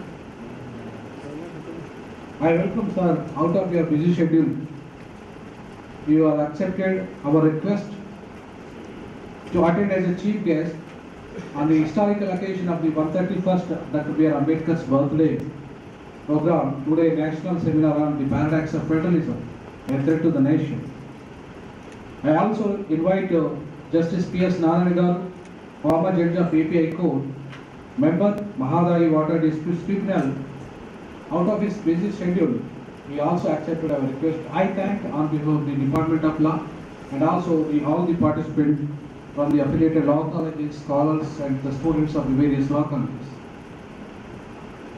I also request, thank the Professor R. Venkatrao Garu, the chairperson of the Vivekananda School of Law and Legal Studies and former Vice Chancellor of the NLSU Bangalore.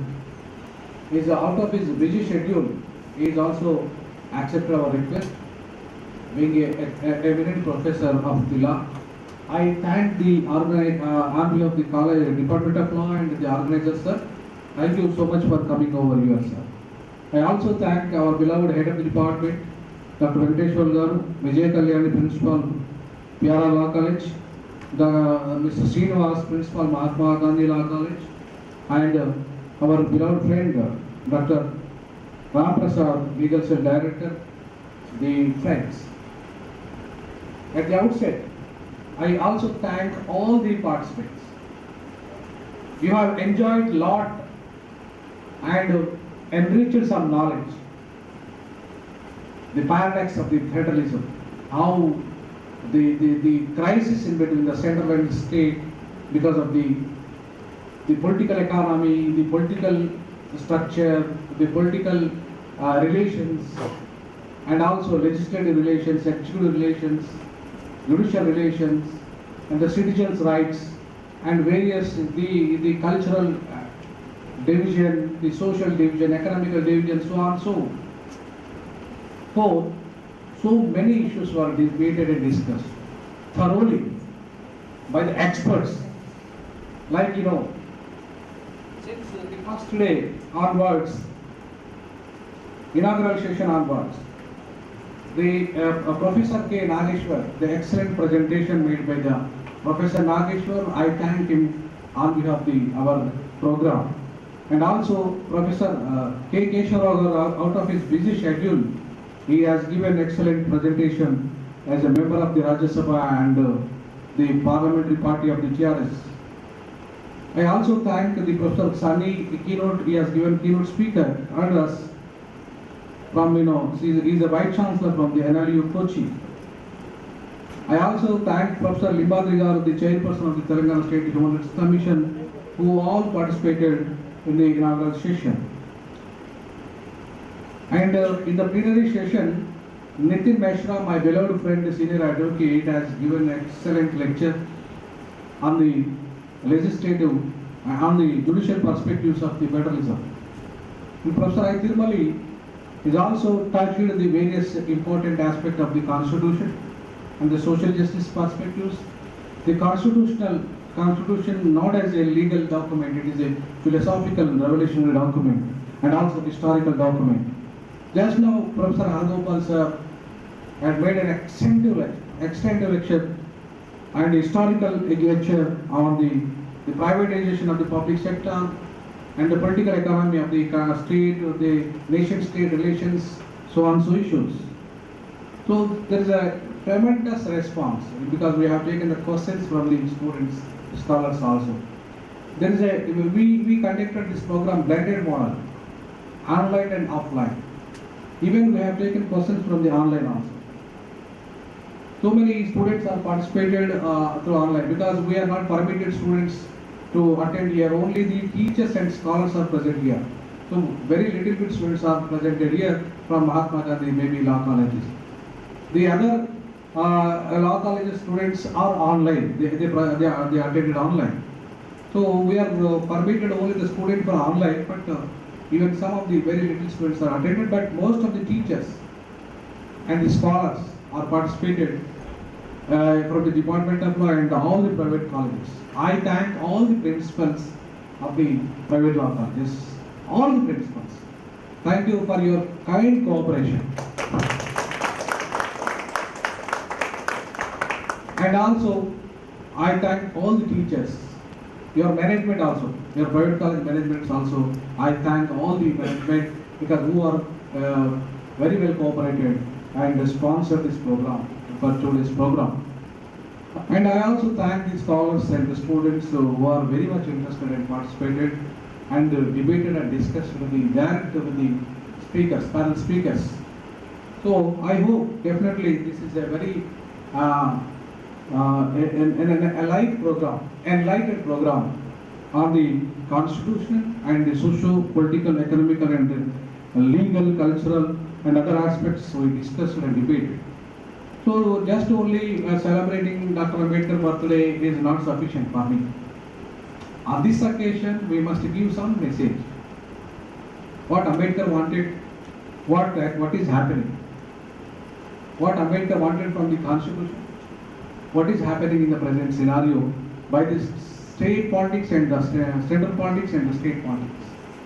Our national parties as well as the state parties, regional parties. So how they are making the crisis and diverting the constitutional fundamental principles. So the constitutional fundamental principles, liberty, equality, fraternity and justice, they are the very fundamental principles for parliamentary democracy of India, to promote the egalitarian society of India. Now, in particularly federalism, Ambedkar's perspective on federalism is very much, quite interesting. If you really read about the basic fundamental principle of the concept of the federalism of Ambedkar is a first national and the last national. He has given much more priority for nation rather than the states. Why? Why? Because he wanted to build a nation with the principles nation with the principles. The golden principles, the democratic principles are liberty, equality, fraternity and justice. Justice, social and economical and political. These are the fundamental principles of Indian Constitution. He wanted to build this nation on the basis of the principles, not the communalism, not the casteism, not the regionalism, not the capitalism. He wanted to promote a welfare state, particularly more to the common man. To that, Ambedkar wanted centralized, not much more unitary centralized state, but he wanted a centralized state, flexible with the ideas of the federal principles. At the emergency time only, at the time of emergency only, he wanted to implement centralized unitary principles, not at the time of the peace, not at the time of the common time. But unfortunate thing is that now the government of India, at the peace time also, they are using the provisions, like emergency, unitary. They have taken decisions. Best example, agricultural laws. Best example, demarcation. Best example, even new education policy. Education is in main list in the state list. Unnecessarily, the government of India interfering. Even government of India made one GST, one NEET exam, one CLAT exam, like that. It is nothing but grabbing the powers from the states. It is nothing but grabbing the rights of the state citizens. Without states, there is no center, or there is no union. Union is a myth actually, as per notion of the nation. But without states, how can union will be formed? Article 1 says, India that is born, union of states. Union of states is nothing but we are uniting, we are building a nation with principles, with policies. But without principles and without the policies of the constitutional basic fundamentals, how can you build a nation? A strong nation, a justified nation, a modern nation, by promoting communalism, casteism, regionalism, languageism. It is against the constitution, against the constitutional principles. So that is the reason why you must be able to understand the present scenarios, the crisis of the federalism. The paradox of the federalism is the essence of the need of our to discuss and debate. So that is the reason why I have chosen this topic. It's the relevant. There is a paddy movement between the central and the state. Whether the paddy has become a politics, the paddy politics have become whether this is a part of the state or central, it is a debatable issue. So that's what. So these are the things are happening. But unfortunately, my beloved friend also has to come and present his views on the legislative perspectives of federalism, but his main relative has died just now, afternoon only. He has gone there, that is the reason why he is absent. But the remaining, all are, even including Professor Lakshminath, I was not present, Professor Justice P.S. Narayana, sir, as I have taken the report from all the students, excellent presentation made by the Justice P.S. Narayana Garu.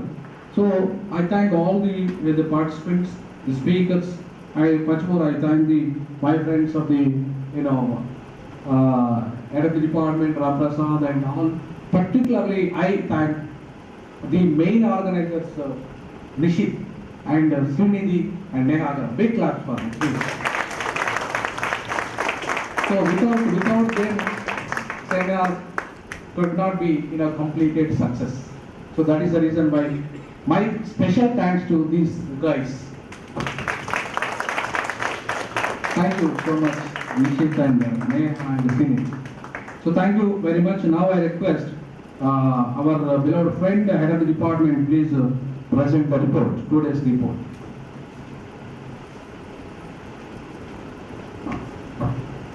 Thank you, Dean, Faculty of Law, Usman University, Vinod Kumar, and seminar director for giving me opportunity to read out today's report on national seminar on paradox of federalism effect to the nation. For this, yesterday, almost 150 students, scholars, faculty members, we gathered in the same room to start the program. Sharp by 11 a.m., Radhika Yadav welcomed Dr. Gali Vinod Kumar, convener of the seminar, and myself, K.C. Sunny sir and Ram Prasad, Keshavarao, Limbadri sir, all we are participated in the inaugural session. At 11:10, inaugural speech given by Gali Vinod Kumar is being a chair of taking session for 2 days to the participants. He also explained the theme of the seminar, Paradox of Federalism, a threat to the nation. At 11:20, myself given welcome address. In this, I started to say about importance of the topic, how it is useful in the present scenario, and I referred even Telangana CM also recently went to Delhi, conducted dharna for paddy purposes, who purchased paddy, etc. So many issues I discussed. After 11:30, K.C. Sunny sir started to deliver keynote address. In this, Sunny sir discussed about federalism and focused on federalism in India. He given distinction between federalism and federalism in the United States of America and federalism in India.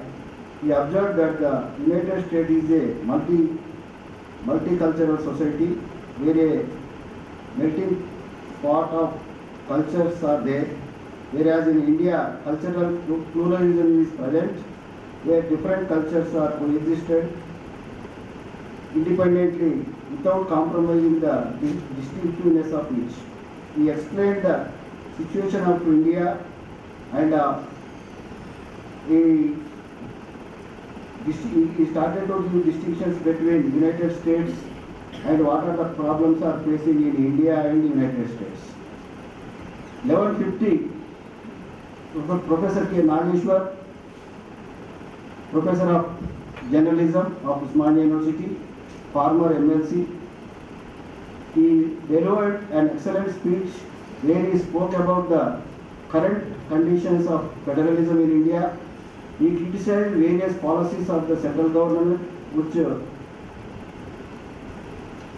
which are disturbing state powers, and he explained the paradox of federalism by clearly demarcated union and state list.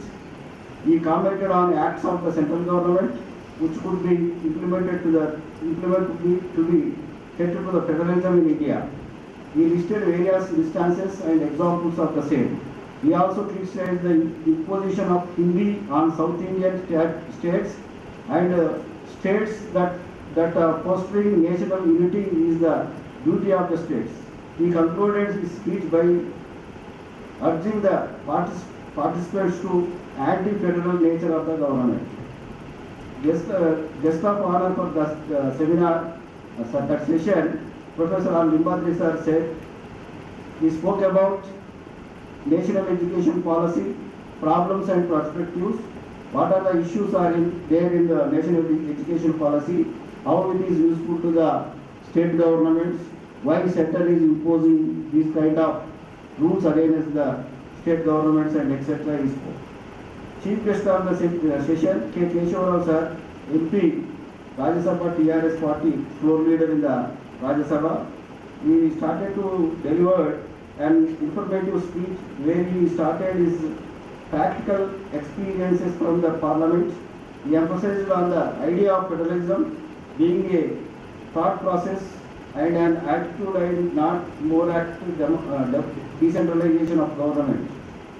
He explained the attitude of the federalism should be that accommodative nature should be there and cooperative federalism must be required in the present scenario and etc. Plenary session started at 2:30 after lunch.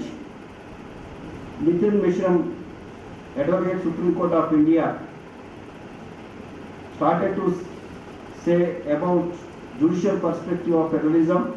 He highlighted the need of having a robust institution of checks and balances as the most important pillar for a successful federal state. And he given so many examples about Judicial Service Commission and collegium and other important issues happening in the judicial appointments, how judges' children will become judges, how political leaders' children become political leaders, like that so many important issues he said, with the examples and case laws also.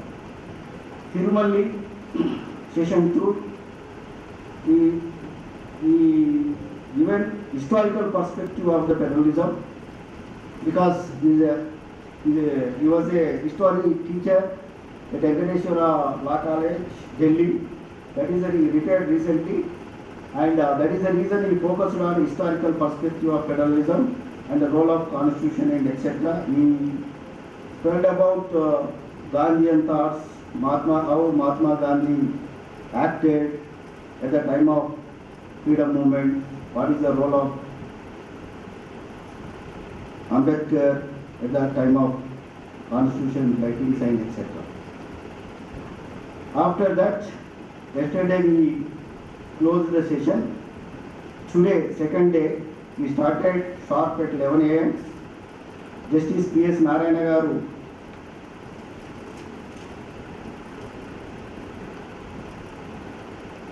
delivered very important extensive lecture on so many issues in the areas of river water disputes, because being a member of Mahadayi River Tribunal for the last 11 years, he spread out all his experiences in the field of river disputes. He introduced the various provisions relating to the Constitution and Water Disputes Act 1956 and highlighted how Article 3 has watched down the federal spirit. He emphasized how the 2017 amendment bills proposed to permanent tribunal will continue to face challenges faced by existing tribunal unless structural strengthening of the tribunals is taken up.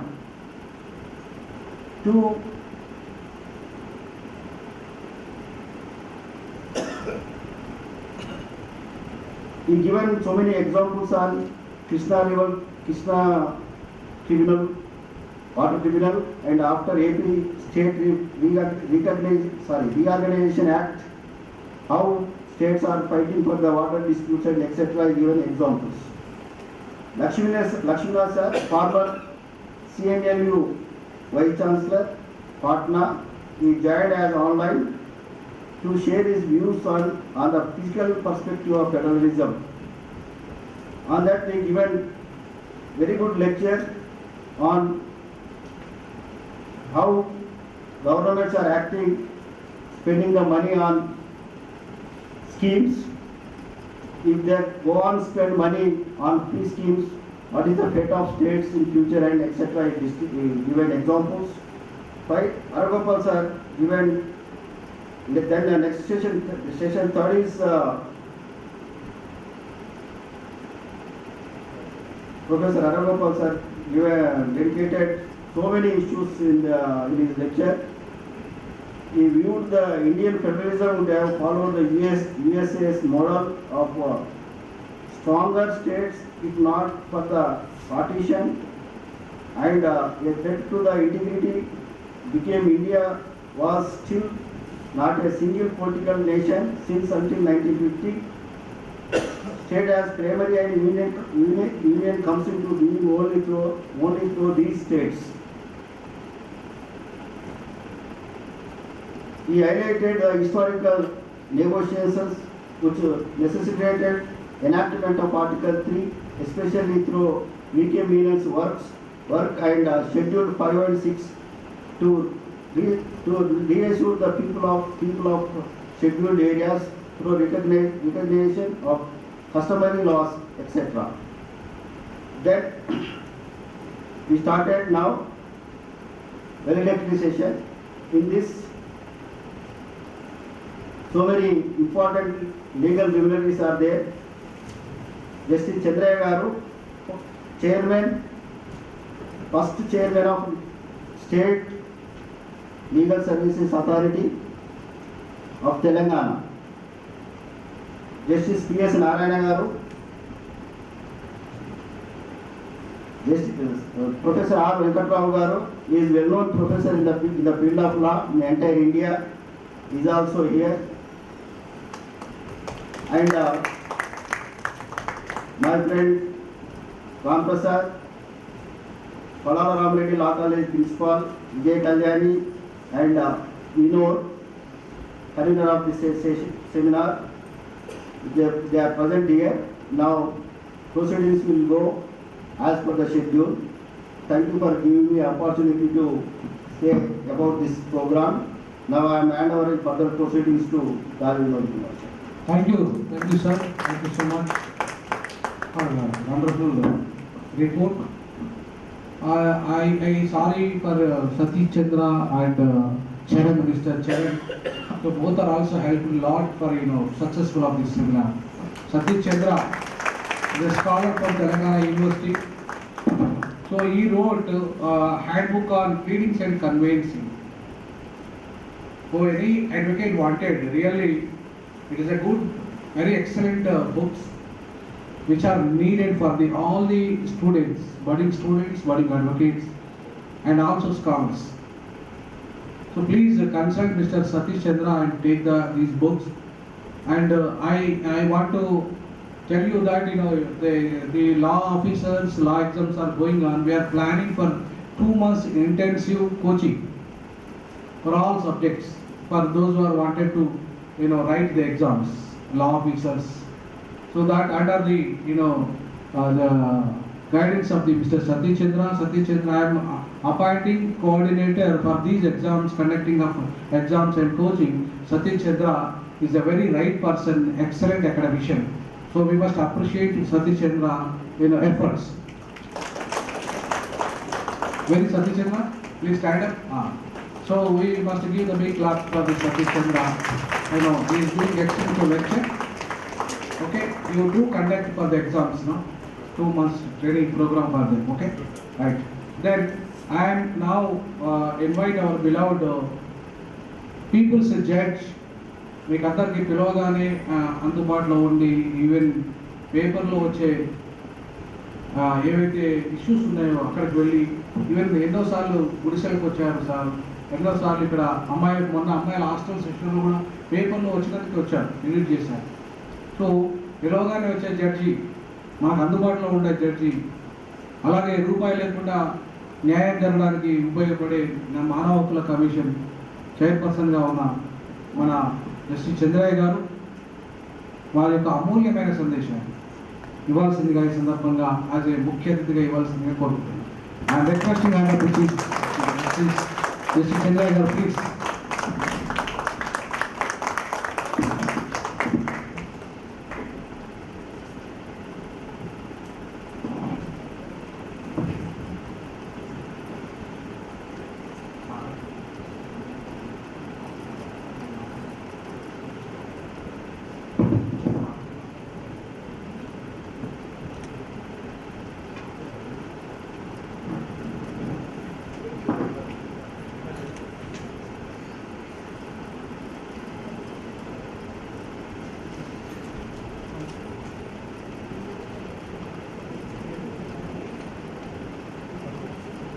dignitaries in the dais, my Lord Honorable Justice, Sri Justice P.S. Narayan Garu,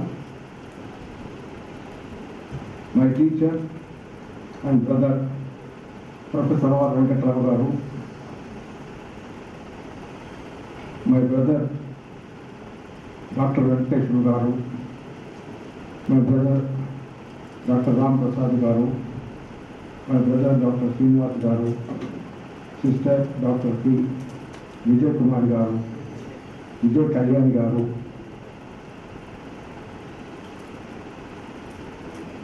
for all the 2 days seminar, who is responsible, Professor Gali Vinod Kumar, our brother, my brothers and sisters who are present in this August gathering, in this 2 days seminar, and press and electronic media. Good evening to all of you. Brother Professor Gali Vinod Kumar, as usual, in any conference or in any seminar, when the people who have experiences in different fields were asked to speak, and the organizers do not know how much time they consume. So always the organizers will see that everything will go on successfully without taking much time, and therefore they always give the cautions. And in today's occasion is no exception, as far as the chief guest of this valedictory session is concerned. Brother cautioned me, sir, there are certain untold words and there are some told words. Untold words are, for the last 2 days, our beloved members in the seminar went on hearing and tired. If we detain for some more time, probably all of them may leave the hall, leaving us alone on the dais. These are the untold words. The told words are, kindly take only 30 minutes. So in between told and untold, I should read what the federalism is and what the Indian federalism is. Whether it is a federalism or a quasi-federalism, and what is the effect of thereof. I must thank Brother Dr. Venkateshwar, who revealed the report of this 2 days seminar, except the words of the speakers of this evening session in the valedictory affair.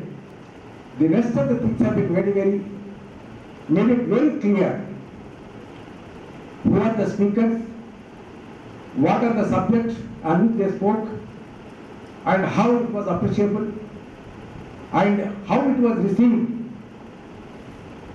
by the members gathered or attended the seminar.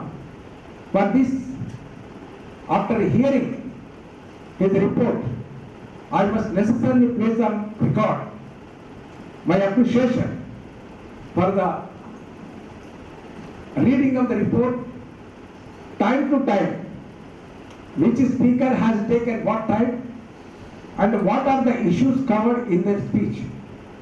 So therefore, we must give a clap in appreciation of Brother Dr. Venkateshwar.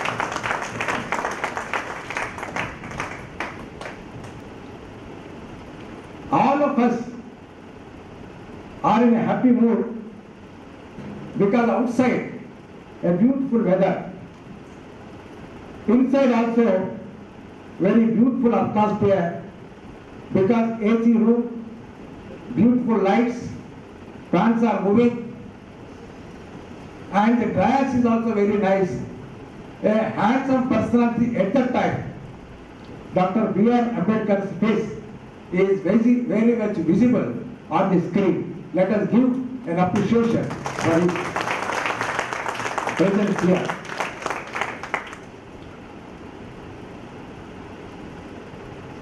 Sometime back, when myself and brother Justice P.S. Narayana were invited to Delhi to participate in a national conference relating to the judiciary. It was also similar to the 2 days conference, So normally in the conferences most of the time is spent by consuming the biscuits and tea,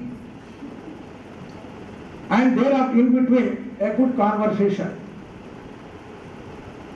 So one day spent, next day normally in the valedictory section only 1/4 people will be there till afternoon because lunch was there. After taking lunch, they wanted to show the face of those people and meet all the judges and then go away. So it went on up to 2:30 and everybody was trying to get up. And somebody just asked, anybody is there to speak on the occasion? Then our brother Justice P.S. Narayana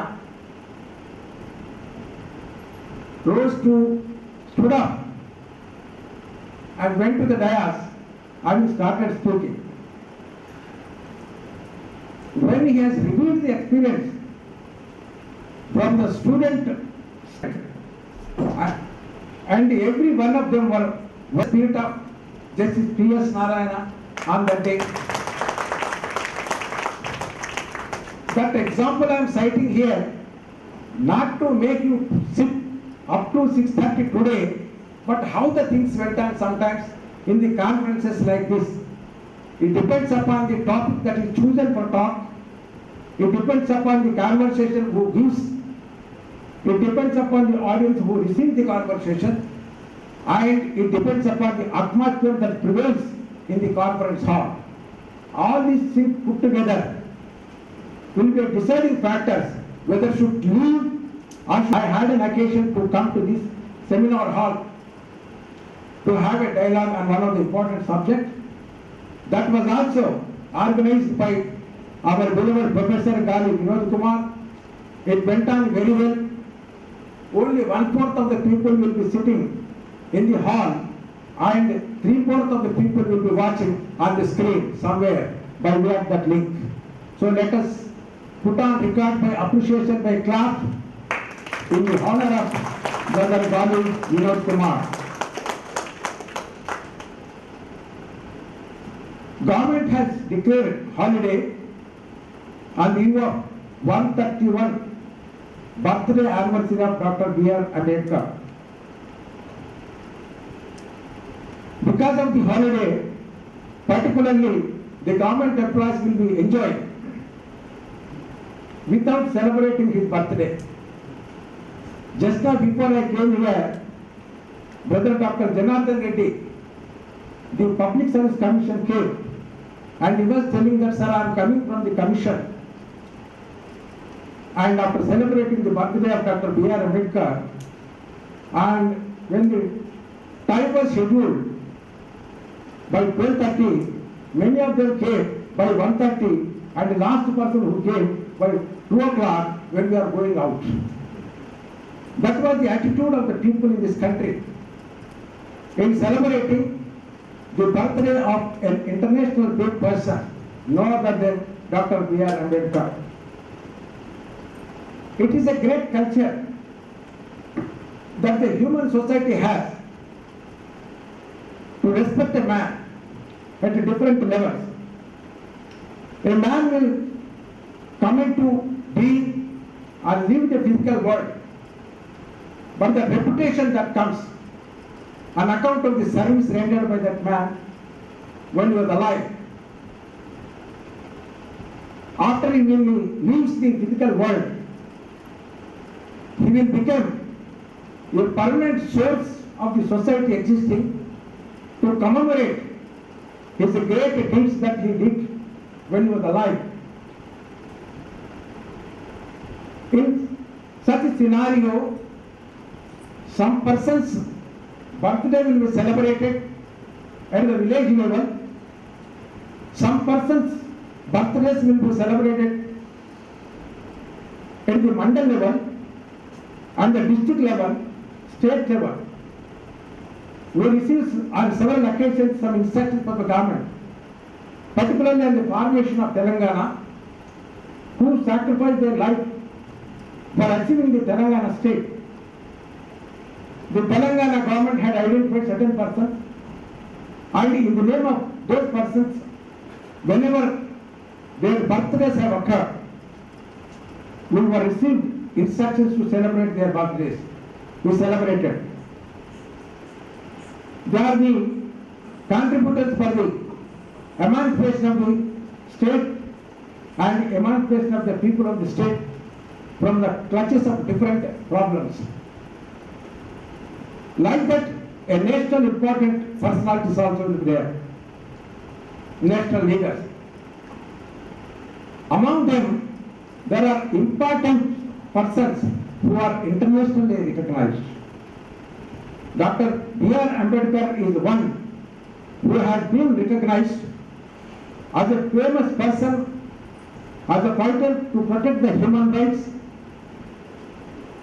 and received the respect from the world. Therefore, he is an internationally famous personality, Dr. B.R. Ambedkar. Why we call it as internationally famous is this. As you all know, how many law students are there? Kindly raise your hands. Law students. Most of them law students. How many research scholars? How many principals of the various?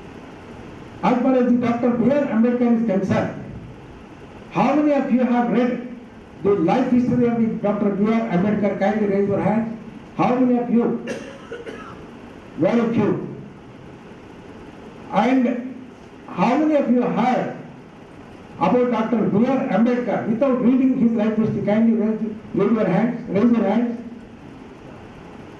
So this is the difference between hearing and the reading. I request you, all of you, to read the life history of all great people of India and outside India. Dr. B.R. Ambedkar, there are two persons in this country who are dominating, facing the discrimination on the ground of race. And one gentleman faces the discrimination on the ground of caste. The person who faces the discrimination in the court of law, an occasion was there when he was about to argue the matter before the court of law. He was wearing a turban, whereas the Britishers' white people were wearing a coat, what is called a cap. They are entitled, but they felt that because racially he was a black man, therefore they asked to kindly remove your turban from your head. He refused to do that. First instance. And the second instance was, he was traveling in a train by purchasing a first class ticket. Later on, a gentleman, white man, entered into the compartment, and when he saw Mahatma Gandhi, he asked him to please get down. Then ultimately got down, and he moved on the railway station. That was the second instance. There are similar instances of this nature which made him to feel, to have a question in his mind that I am also human being, they are also human being. Why they are discriminating me? Then he thought that because of they do not know they do not have any respect for the human rights. At that time, many people were there belong to India, working there in South Africa. Then he started mobilizing them, organizing them. He started fighting against the government, that is white government there in South Africa. Ultimately recognizing his fight, he was called for the first time as Mahatma by the South African people, Mahatma Gandhi. Thereafter, Rabindranath Tagore, in the course of time, because of his qualities, he called the Mahatma Gandhi. Mahatma Gandhi's day also we celebrate on 2nd October of every year. He is also internationally recognized personality. Dr. B.R. Ambedkar also belonged to the same quality, who born on 14/4/1891 and died on 6/12/1956. Having lived in this world for about 57 years, he faced a discrimination on the ground of social hierarchy, untouchability. He was a student in the primary school. In the classroom, all the students were allowed to sit, but whereas Dr. B.R. Ambedkar alone was asked to sit outside the classroom.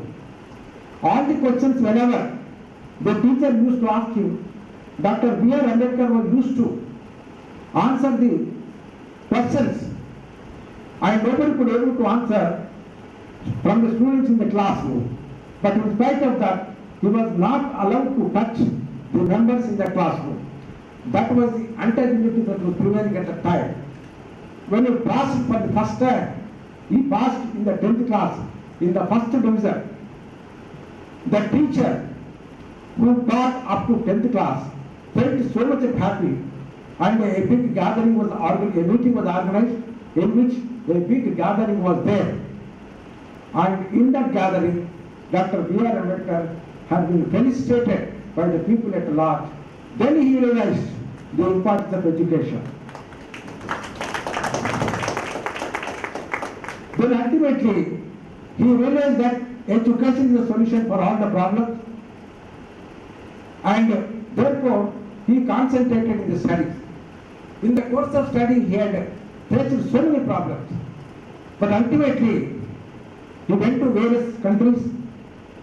He obtained the doctorates from various countries, and that is the reason why whenever we speak about Dr. B.R. Ambedkar, we say that he is an educationist, he is an economist. Like that means all these things are based a degree that was awarded, doctorate that was awarded by Usman University when he visited Usman University in the year of 1956. That is the greatness of Dr. B.R. Ambedkar. First trial. And after attaining the independence, he became the law minister. That is the quality of that man. And thereafter, when he was the law minister, he moved a bill on the Hindu code which deals with the equal rights to the women, by which time the women were not having any right. Then that bill was not passed. In protest, he resigned to that position. That was the quality of a minister in those days, Dr. B.R. Ambedkar. And he was a member of the Constituent Assembly. On account of his membership was a Constituent Assembly. Among the 21 committees constituted for various purposes, one of the committee was to draft an Indian Constitution, wherein there are about 7 members, and he was chosen as the chairman of that committee. Then successfully drafted within 2 years a wide constitution and presented in the Constituent Assembly on 26/11/1949, to which date we celebrate as a Constitutional Day from the year 2015 onwards. And in his name, the Prime Minister of this country installed a statue and named it a statue of equality. That is the spirit from which the people of this country got it. Ultimately, it emanated in the mind of no other than the Prime Minister of India to have such a big statue which has been attracting the people at world at large to visit that place. That is the greatness of Dr. B.R. Ambedkar. Apart from that, after he passed away in 1956, but under the constitution, we have 4 important awards called Bharat Ratna, Padma Bhushan, Padma Vibhushan and Padma Shri. One of the greatest award is what is called the initial. That award was conferred on Dr. B.R. Ambedkar in the year of 1990 after much late after his passed away.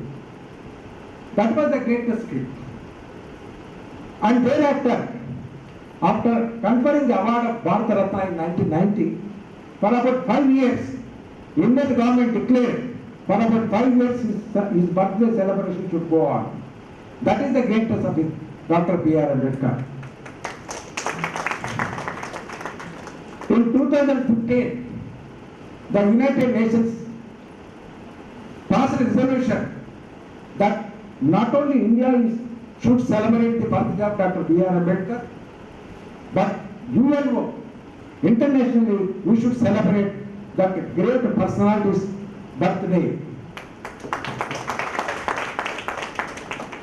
That is the importance of Dr. B.R. Ambedkar's birthday. And today, we are celebrating his birthday of 131. On such an important day, how it should be spent a time is a matter of concern. Now, Brother Dr. Professor Gali Vinod Kumar has decided that the celebration is not by cutting a cake or distributing the cake or making our mouths sweetful, but our heart must be sweetful and our mind must be thoughtful. That is how he organized this seminar on a topic of what federalism, paradox of federalism. What it says is, the paradox of federalism, a threat to the nation. Paradox means it is all negative thought. Why this negative thought towards the federalism? What is meant by federalism? If the Indian system is based on the concept of federalism, if the same scenario goes on by encroaching the powers distributed among the state and center, ultimately the principle of federalism will be affected and it leads to a threat to a nation. Then the concept is that how to protect the nation from kind of this encroachment activities which resulting for many contradictions between the state and center, which is resulting for the difficulties of the people of this country. That is the aim and the theme of Brother Gali Vinod Kumar in choosing this topic.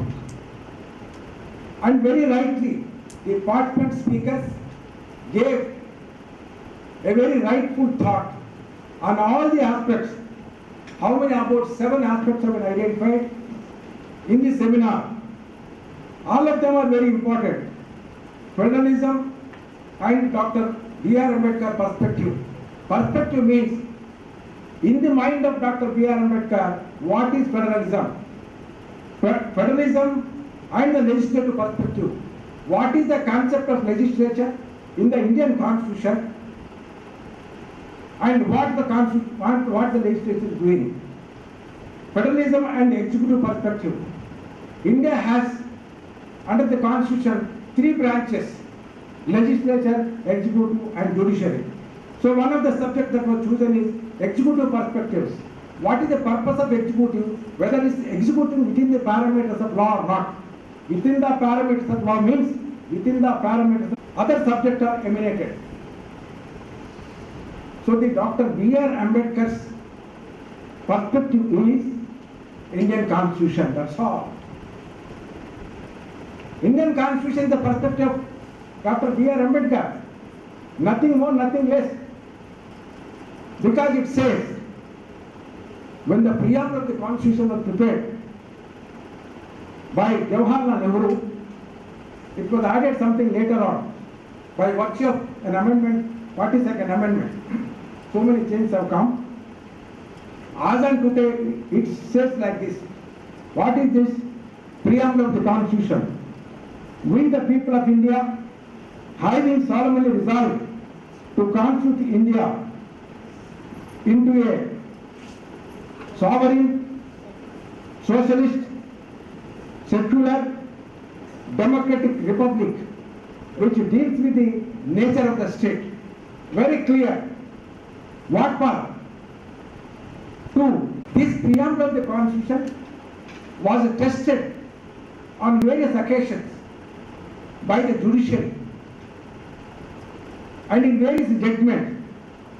For instance, when speaking to the dignity of a man, one of the important judgments to be noted by all the law students is, that is, Bachchan Singh versus State of Punjab, reported in 1982, AR 1982 Supreme Court, 1325, page number. India is one of the countries that every person has a right to have a dignity without any discrimination. A man born in this country is entitled to have a dignity.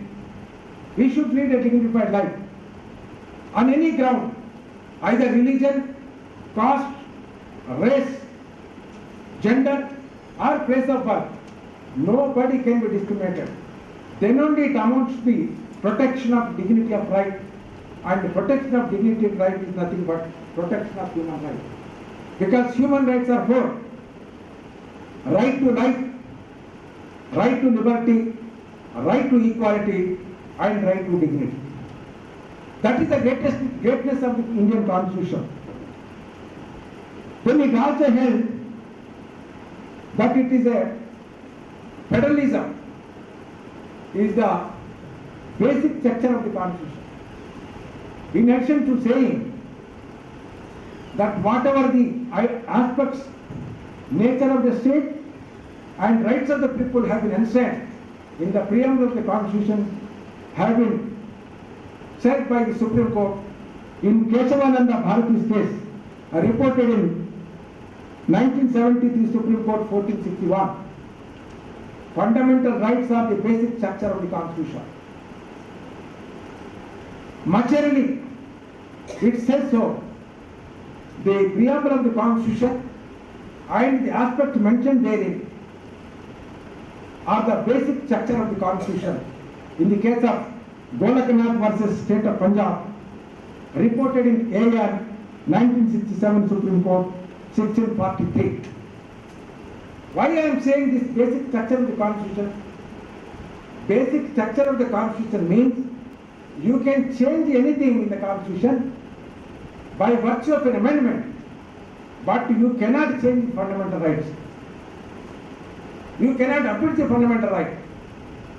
Fundamental rights are nothing but human rights. If human rights are violated, why the Constitution? If the human rights are violated, why the Human Rights Act of 1993?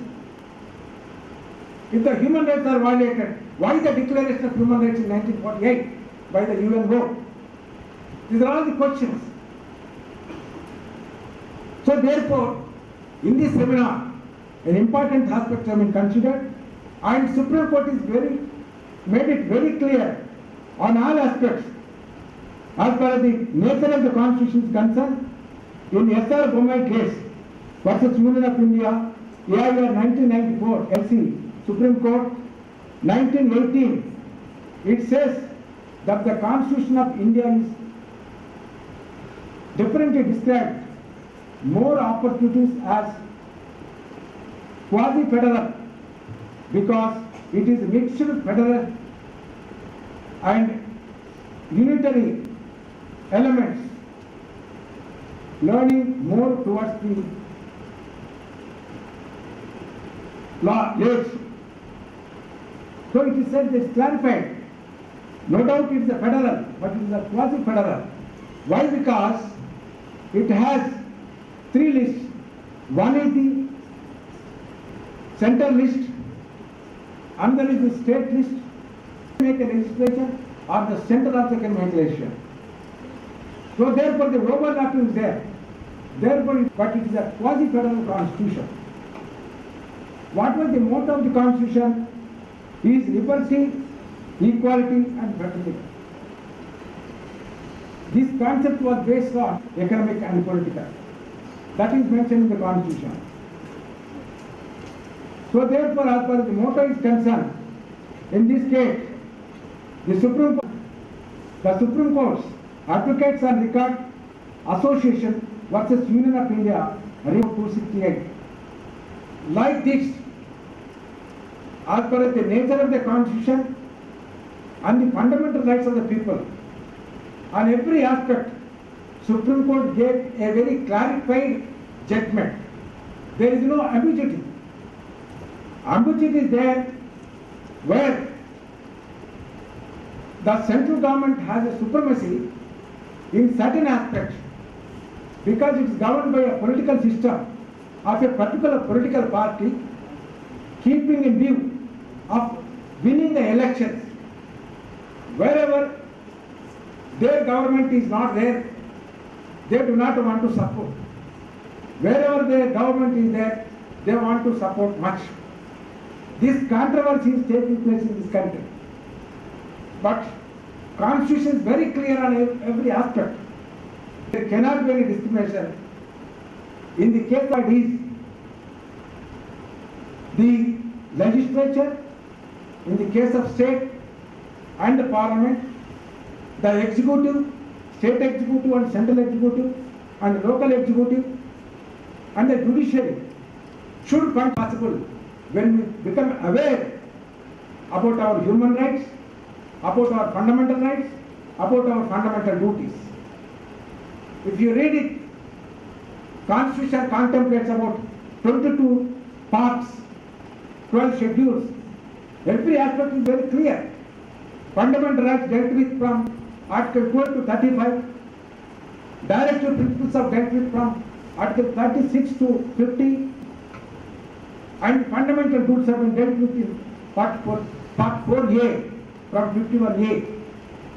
These three chapters are very, very important. Fundamental rights, rights of the people. The power, the manner in which it should exercise by state is the directive principles of state policy. Directive principles of state policy says that in the days to come, it should be a socialist pattern of country, society, and the means of production cannot be concentrated in the hands of few. If few persons become rich in this country, the whole world will be appreciating them. We don't want that appreciation. But the people of this country should be appreciated because they have a right to live, they have right to shelter, they have right to education, they have right to cloth, they have right to medicine, they have right to food. This is the happiness of the people. This is the development that is required. That is the progress could be seen. That is the object of the Constitution. That is the motto of the Constitution. That is the motto of the theme of this conference.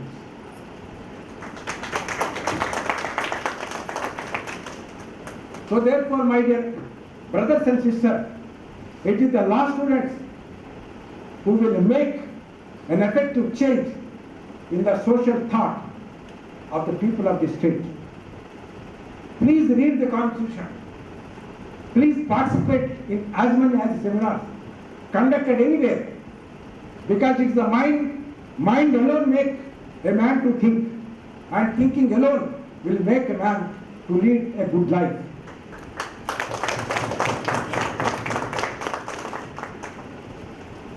So therefore, once you read the Indian Constitution, you can know we are not in the dream, we are in the actively living, because we have a living Constitution, a rightful Constitution, an effective Constitution, an implementable Constitution, a Constitution which protects the authorities of the state, a Constitution which protects the rights of the people. What is more required? It also protects the international relationship. It also protects the international peace. If you read Article 51, states should endeavor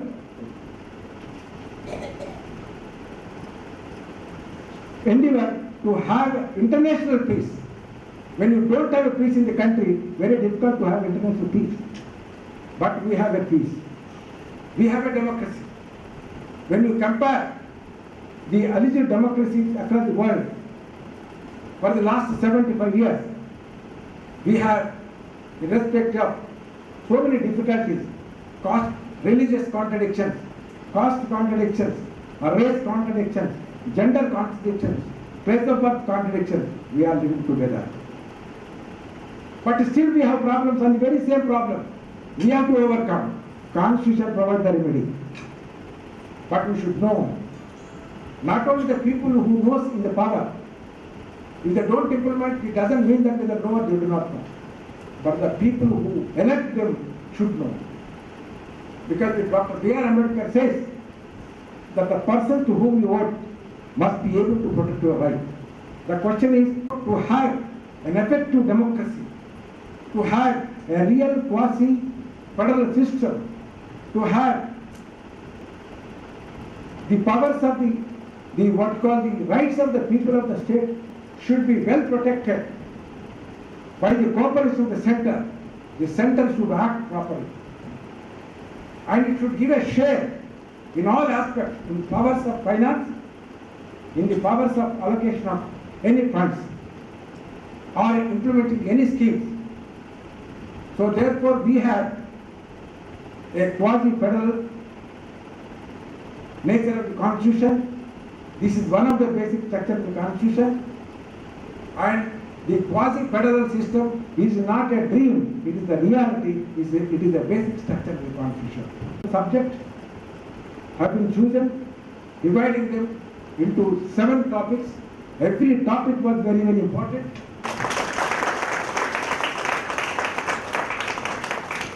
Knowledge is power.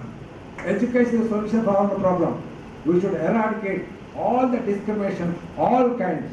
Constitution provides the way. What we do is, we have to read the Constitution, follow the Constitution, fight for protection of our rights. Thank you very much. Thank you so much, sir. Your excellent and enlightened the principles of Constitution message, and also how India be united and how our problems relation. Now I request our beloved Justice P.S. Narayana Garu, please, as a guest of honor today. We fortunate to you, sir, as a second, and I have not there at your lecture. I can listen your golden words. Sir, I have a question. Next questions.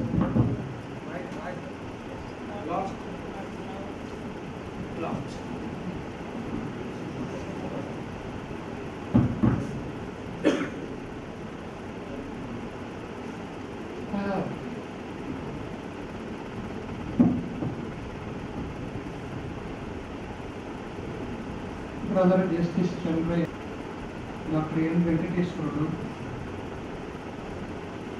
Professor R. Venkat Rao,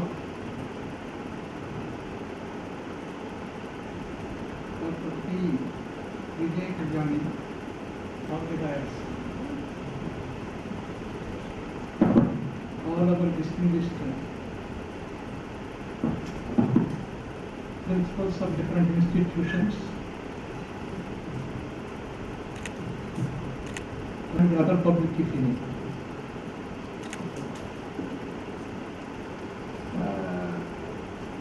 At the outset, I say that I am just a graduate in law. I am not a postgraduate, just like my brother, Mrs. Chandraya. I am not a doctorate, just like the other doctorates. How to take the bias?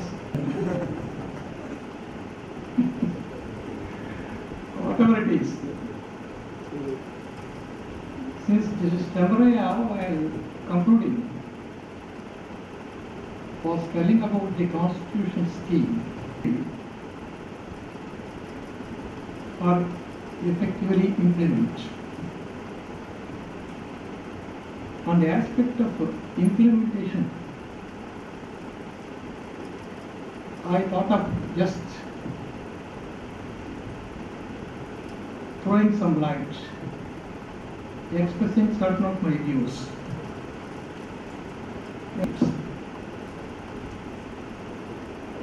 Article 239, 239A and 239A. Issues are, I never delved deep into the political controversies. I always we talk about federalism, quasi-federalism, even by virtue of the judicial verdicts. It is confirmed that the federal structure is the basic structure, one of the basic features of the Constitution. Well, please analyze and understand the different states, the union territories, between the center and these union territories,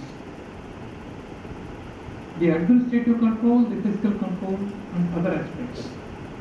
Controversy between the Delhi government, the same was taken to the Delhi High Court, carried to Supreme Court.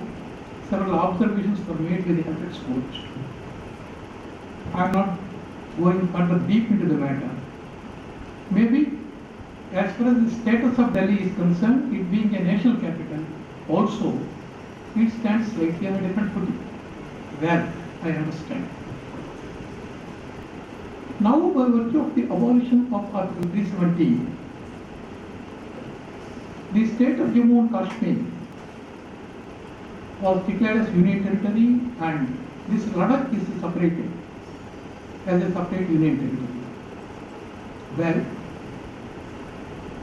in my opinion, in the spirit of federalism, or at least the so-called concept of quasi-federalism, whatever the nomenclature, the state of Jammu and Kashmir also to be declared as states. Ladakh also to be declared as a state, not as union territory. Ladakh to be given a separate high court. If state of Jammu and Kashmir, already high court is there very well. On the aspect of Chandigarh also,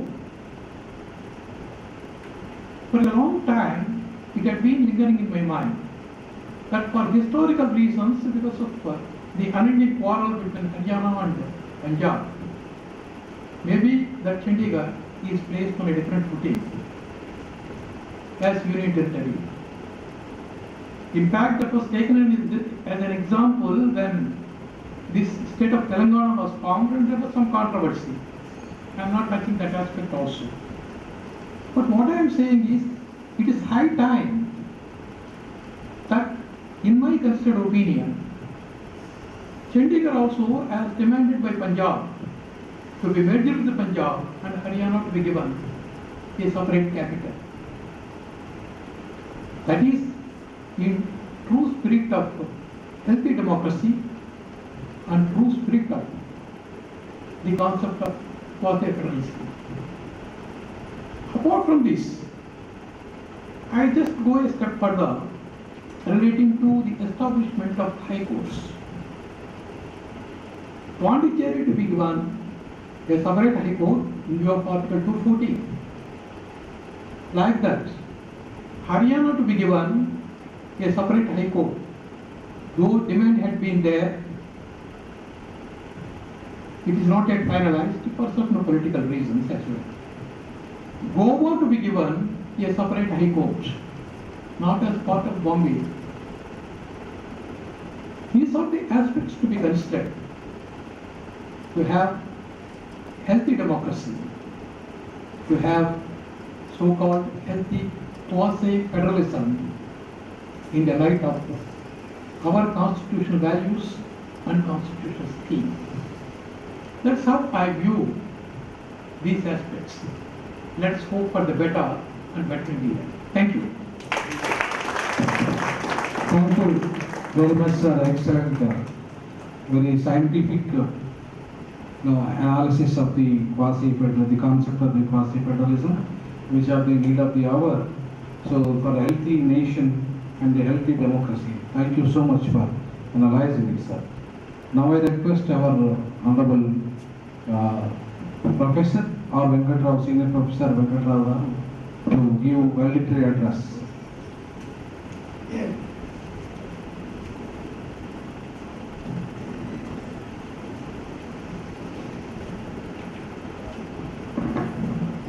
My Lord Honorable Justice E.S. Narayana, the internal student that Justice Chandraya is, you have again reminded me today that you are learning in a continuous process. The hero of the evening, Professor Vinod Kumar, my good friend, my distinguished colleagues and fellow students. I do not know as to what does your body constitution say at 6 o'clock in the evening. Whether it is in a receptive mood to listen to me. But I would start with a caveat that I will keep my capsule just to 15 minutes. Okay? After 15 minutes, you can raise your hand. No offense meant. Okay? Thank you very much. I will pick up the gauntlet exactly where Professor Justice, I am referring to as Professor Justice Chandraya has left. He has asked you a question, have you read the life story of Dr. B.R. Ambedkar? There is a gem of a book called The Life and Mission of Dr. B.R. Ambedkar by Dhananjay Keir. I must have read it more than 100 times. What an inspiring book it is. It can be translated into all languages. And there will be a cathartic effect on you. And tears will roll down your eyes when you go through the episode when his baggage was thrown out of a lodge in Baroda. And in that book, there is a chapter called The Making of the Constitution of India. My focus will be on young students and research students. I will tell you as to what you should read. Okay? And in that chapter, he says, remember B.R. Ambedkar sir is referred to as Baba Sahib. Indeed, Baba Sahib Ambedkar is great because the Constitution of India is great. Now, why the Constitution of India is great? I will read a paragraph from the book. I kept it close to my heart. It goes like this. The Indian Constitution is great because, follow me very carefully, the Indian society is like a multi-storied building. Multi-storied building is a sign of civilization. But the next sentence is destroyed. The Indian society is like a multi-storied building without either a staircase or an elevator. And in a multi-storied building where you do not have a staircase or an elevator, people who are born in ground floor will continue to languish in the ground floor. Remember, in India, people are poor not because they don't have money, but because they don't have access to institutions. This is very, very important. From unicellular amoeba to most developed mammals called Homo sapiens. People who are born in the top floor will have access to all the best things. So Supendra Bakshi writes in one article, you go to Doon School, from Doon School you go to St. Stephen's College, from Stephen's College you have a red carpet entry into the Parliament of India. People who are born in the intermediary floors, they are neither here nor there, they get sandwiched. But then comes the master stroke of Dhananjay Keir. The Indian society is like a multi-storied building without a staircase or an elevator. The missing staircase or elevator is the Constitution of India. I think the Constitution of India provides you the opportunities to move. That was the reason why Nelson Mandela said that he was entrusted with the task of drafting the Constitution. The Indian Constitution is the new Dharma. And I will just recall one incident to tell you as to how Dr. B.R. Ambedkar was great. T.T. Krishnamacharya's famous words in the Constituent Assembly on 5th November 1948. He says, I quote, "The House is perhaps aware," imagine this is the Constituent Assembly, "the House is perhaps aware that there were 7 members in the drafting committee. But out of the 7, one had resigned and was never filled. At least it has become 6. One died, it was not filled. It has become 5. Another was away in America and his place was not filled. Another person was engaged in state affairs and there was a void to that extent. 1 or 2 people were far away from Delhi and perhaps reasons of health did not permit them to attend.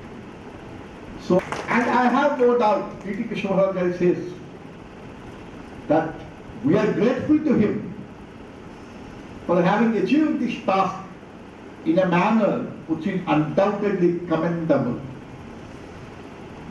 Dr. Ambedkar carried out his Herculean remember that's the reason why he completed his voyage on this planet very soon, remember, to give us a Dharma Shastra.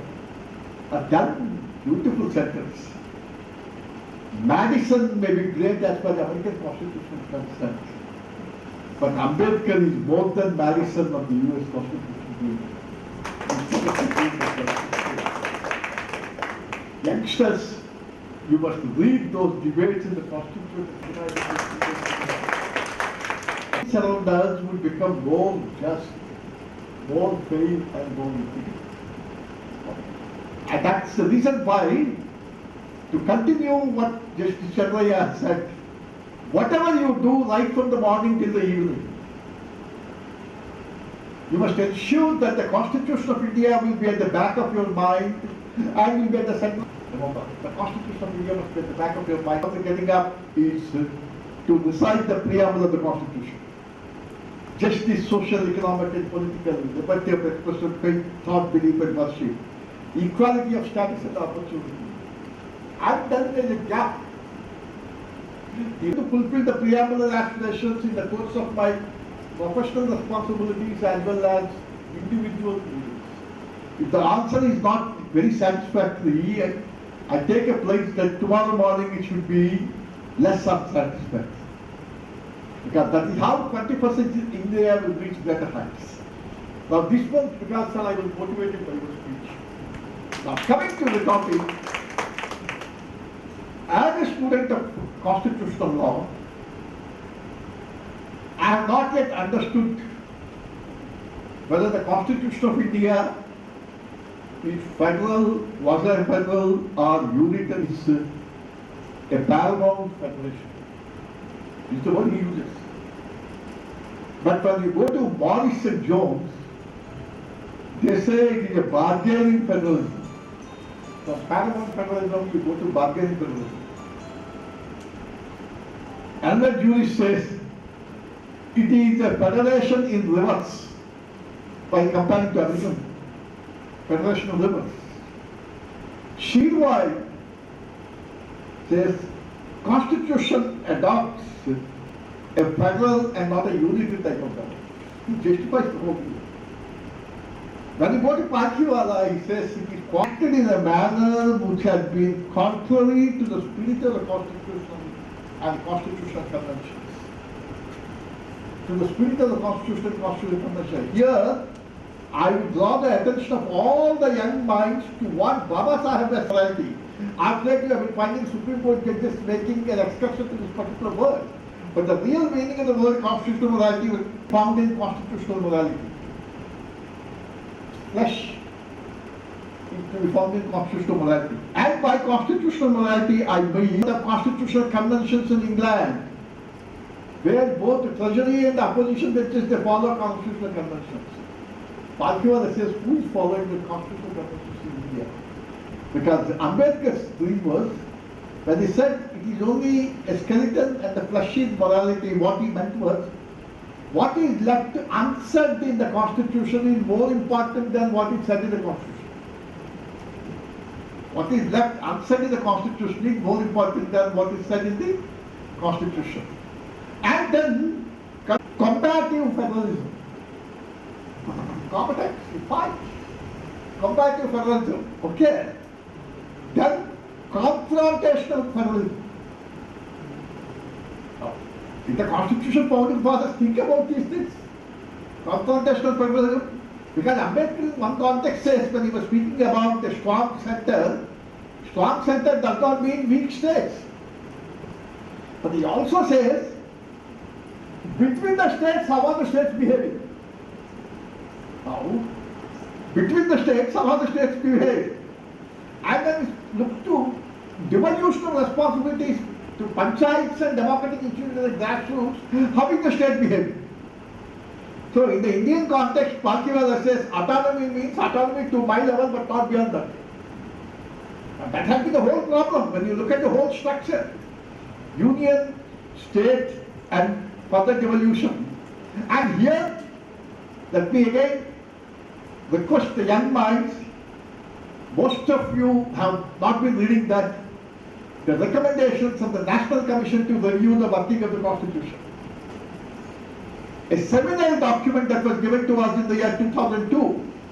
National Commission to review the working of the Constitution was established in 2000 February. In 2002, the report was submitted and 249 recommendations were made, suggesting for 58 constitutional amendments and other legislative changes. And in that, about 20 recommendations were about union-state relations. Okay. Over institutional governance and interstate river disputes. Exercise a pocket veto by the governor or by the president. And can there be time limit? NCRWC says the governor should not keep it for more than 6 months. The president should not keep it for more than 3 months. But that NCRWC reporting has been only concerned to Osmania University Law Library and our law library. Nobody is paying any attention to that. The governor should be appointed in consultation with the chief minister. That has been done. Isn't it? So, NCRWC report. And lastly, you must have heard about Sarkaria Commission, okay? The Kuchi Commission. But most of you must have not heard about a seminal commission's report that came in 1971, when none of you was born perhaps. Rajamana report. DMK government in 1969 established Rajamana report. Please take that report and read it. Because the far-reaching recommendations in that report, I'll just tell you and then take leave of you. Okay? Because the objective of a seminar, please always remember, is to awaken your curiosity. As Abid Hussain said in one context, no seminar will provide instant solutions to any problem. He said there was only one seminar in the entire history of mankind which provided an instant solution. You know what that seminar was? Kurukshetra battle, where Krishna delivers a seminar to Arjuna, gave a discourse on Bhagavad Gita, and Arjuna immediately takes up the arrow. Immediate reject. Okay. All the seminars, remember, enable you to put the right questions. And therefore, I am sharing this information, and I am not going into deep of deviances, federalism, all those things, because no wonderful structured program over 7 sessions. Remember, what Rajamana committee sent us, you will be shocked. They said there should be no appeal. Then you remove Article 256, 57, 356, 357, 365. And no new All India services should be created. Now you are having a problem about IAS, state deputation, all sorts of things. And then they said, power to affect the territorial integrity, number, should be taken away. Ambedkar also said this is an indestructible union, unlike the United States. There they fought a civil war. But here we have no civil war, will tell you. No state has a right to secede. But how many times it has been used? Article 356, how many times it has been used? And that Rajmanan committee said also about role of the governors. Beautifully makes the observation, sir. They said the institutional governor, they got a metaphor for medicine. It's like appendix, the body. It is useless when it is inactive, dangerous when it is active. The governor institution also is useless when it is active, especially creation of new intelligence services and deployment of paramilitary forces that will cutting into the courts and national planning, emergencies, all these things should be related to the purpose. Now, these are the points I wanted to share with you to awaken your curiosity. And lastly, I will just tell you to read young minds, especially my young English scholar, which is a very promising scholar in the Vinod Kumar. Our generation has read Gladly Lost 2 books. The title of the book is India's Founding Movement. That's the title of the book, India's Founding Movement. The Constitution of a Most Surprising Country. The Constitution of a Most Surprising Country. That's the title. He is a Harvard English scholar, Madhav Khosla, an Indian. A small book. No, it's hardly 250 pages. And it's published by HarperCollins. I request Professor Vinod Kumar to keep half a dozen copies in the library. And therefore, in that book, Madhav Khosla uses a word. Indian federalism is asymmetrical federalism. He says asymmetrical federalism. What is that asymmetrical federalism? I leave to your imagination. Thank you very much for having your patience. Thank you very much for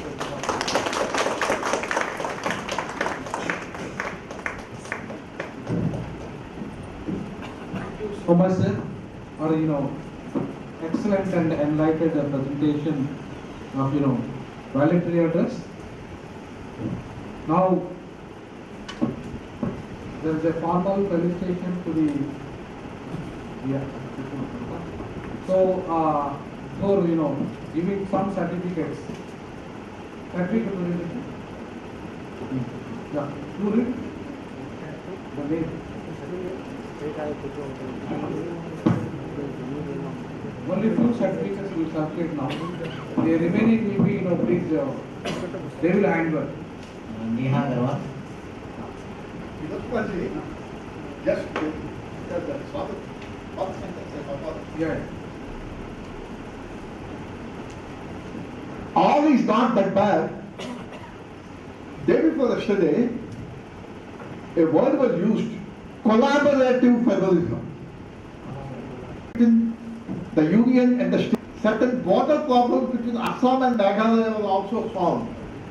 Therefore, Neha Agarwal, our chief guest. C.H. Mark. C.H. Mark. Justice K.S. Nayak. Shivashankar. Shivashankar, please. A. Trade Pavane. Sri Devi. Potedar Sri Devi.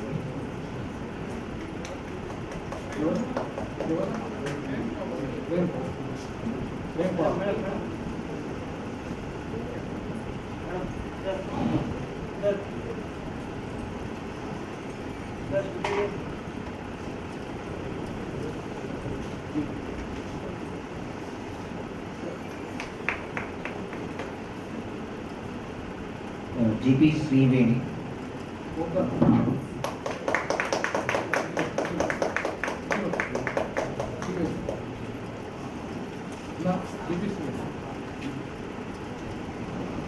CH Venkateshwari.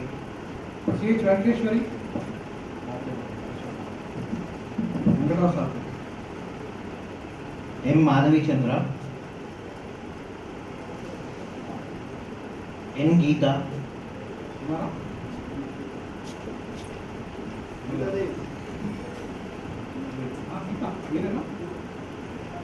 P Prabhakar Rao. Prabhakar Rao. M Nursing. So you will distribute all the certificates, okay? Nishit, thank you, all of you. Now there is a formal felicitation to our beloved Chief Guest and Guest of Honors. Chief Guest, Justice Chandraya Gariki Sambanam. How?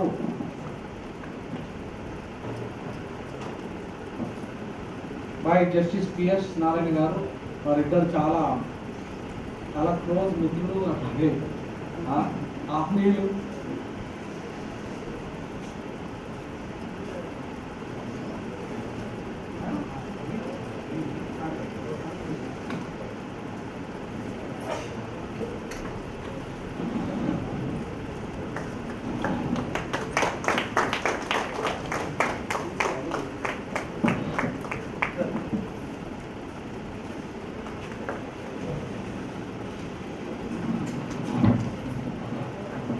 Justice P.S. Narayana. Yeah, మీరు ఇచ్చారు morning ఇచ్చారు. Professor Venkatrao గారు. Professor Venkatrao.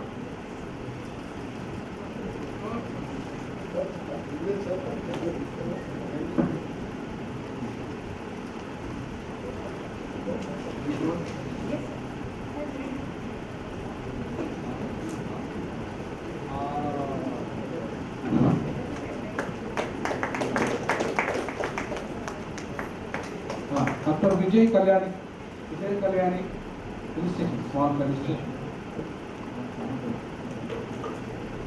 And Dr. Srinivas come. Next. Yeah,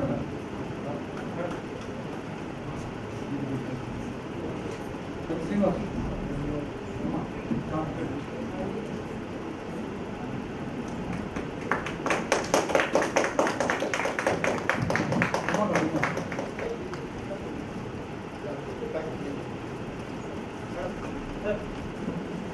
Any principal from law colleges, private law colleges, unnara inkevarana principals? Please come. A college? Yeah. Geeta kada? Geeta this.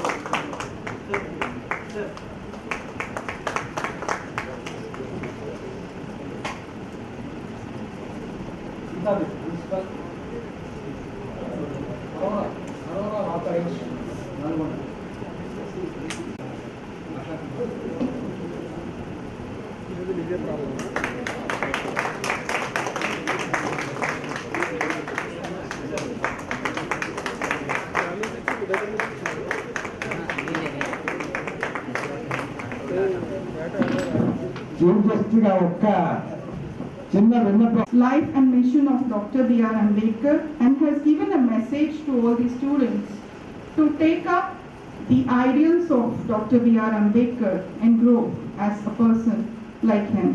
It's a very important advice given by you, sir. And also, sir has proposed certain very interesting, knowledgeable books, the debates of Indian Constitution, to be read by all the students and academicians.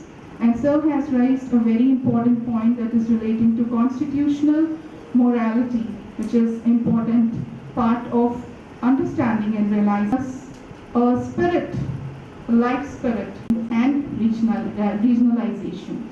And as my guru, Professor Lakshminath sir, has told about a positive India, I think he has elaborated upon that our Indian Constitution has fulfilled with the knowledge provided by the great academicians who are present here. Thank you so much, great personalities. I take it as a matter of great honor and pride and will be a memorable moment for me lifelong. Thank you so much. Thank you. Thank you so much, madam, for what of that. Kiran, I will answer all your doubts, not right now. Please, the time is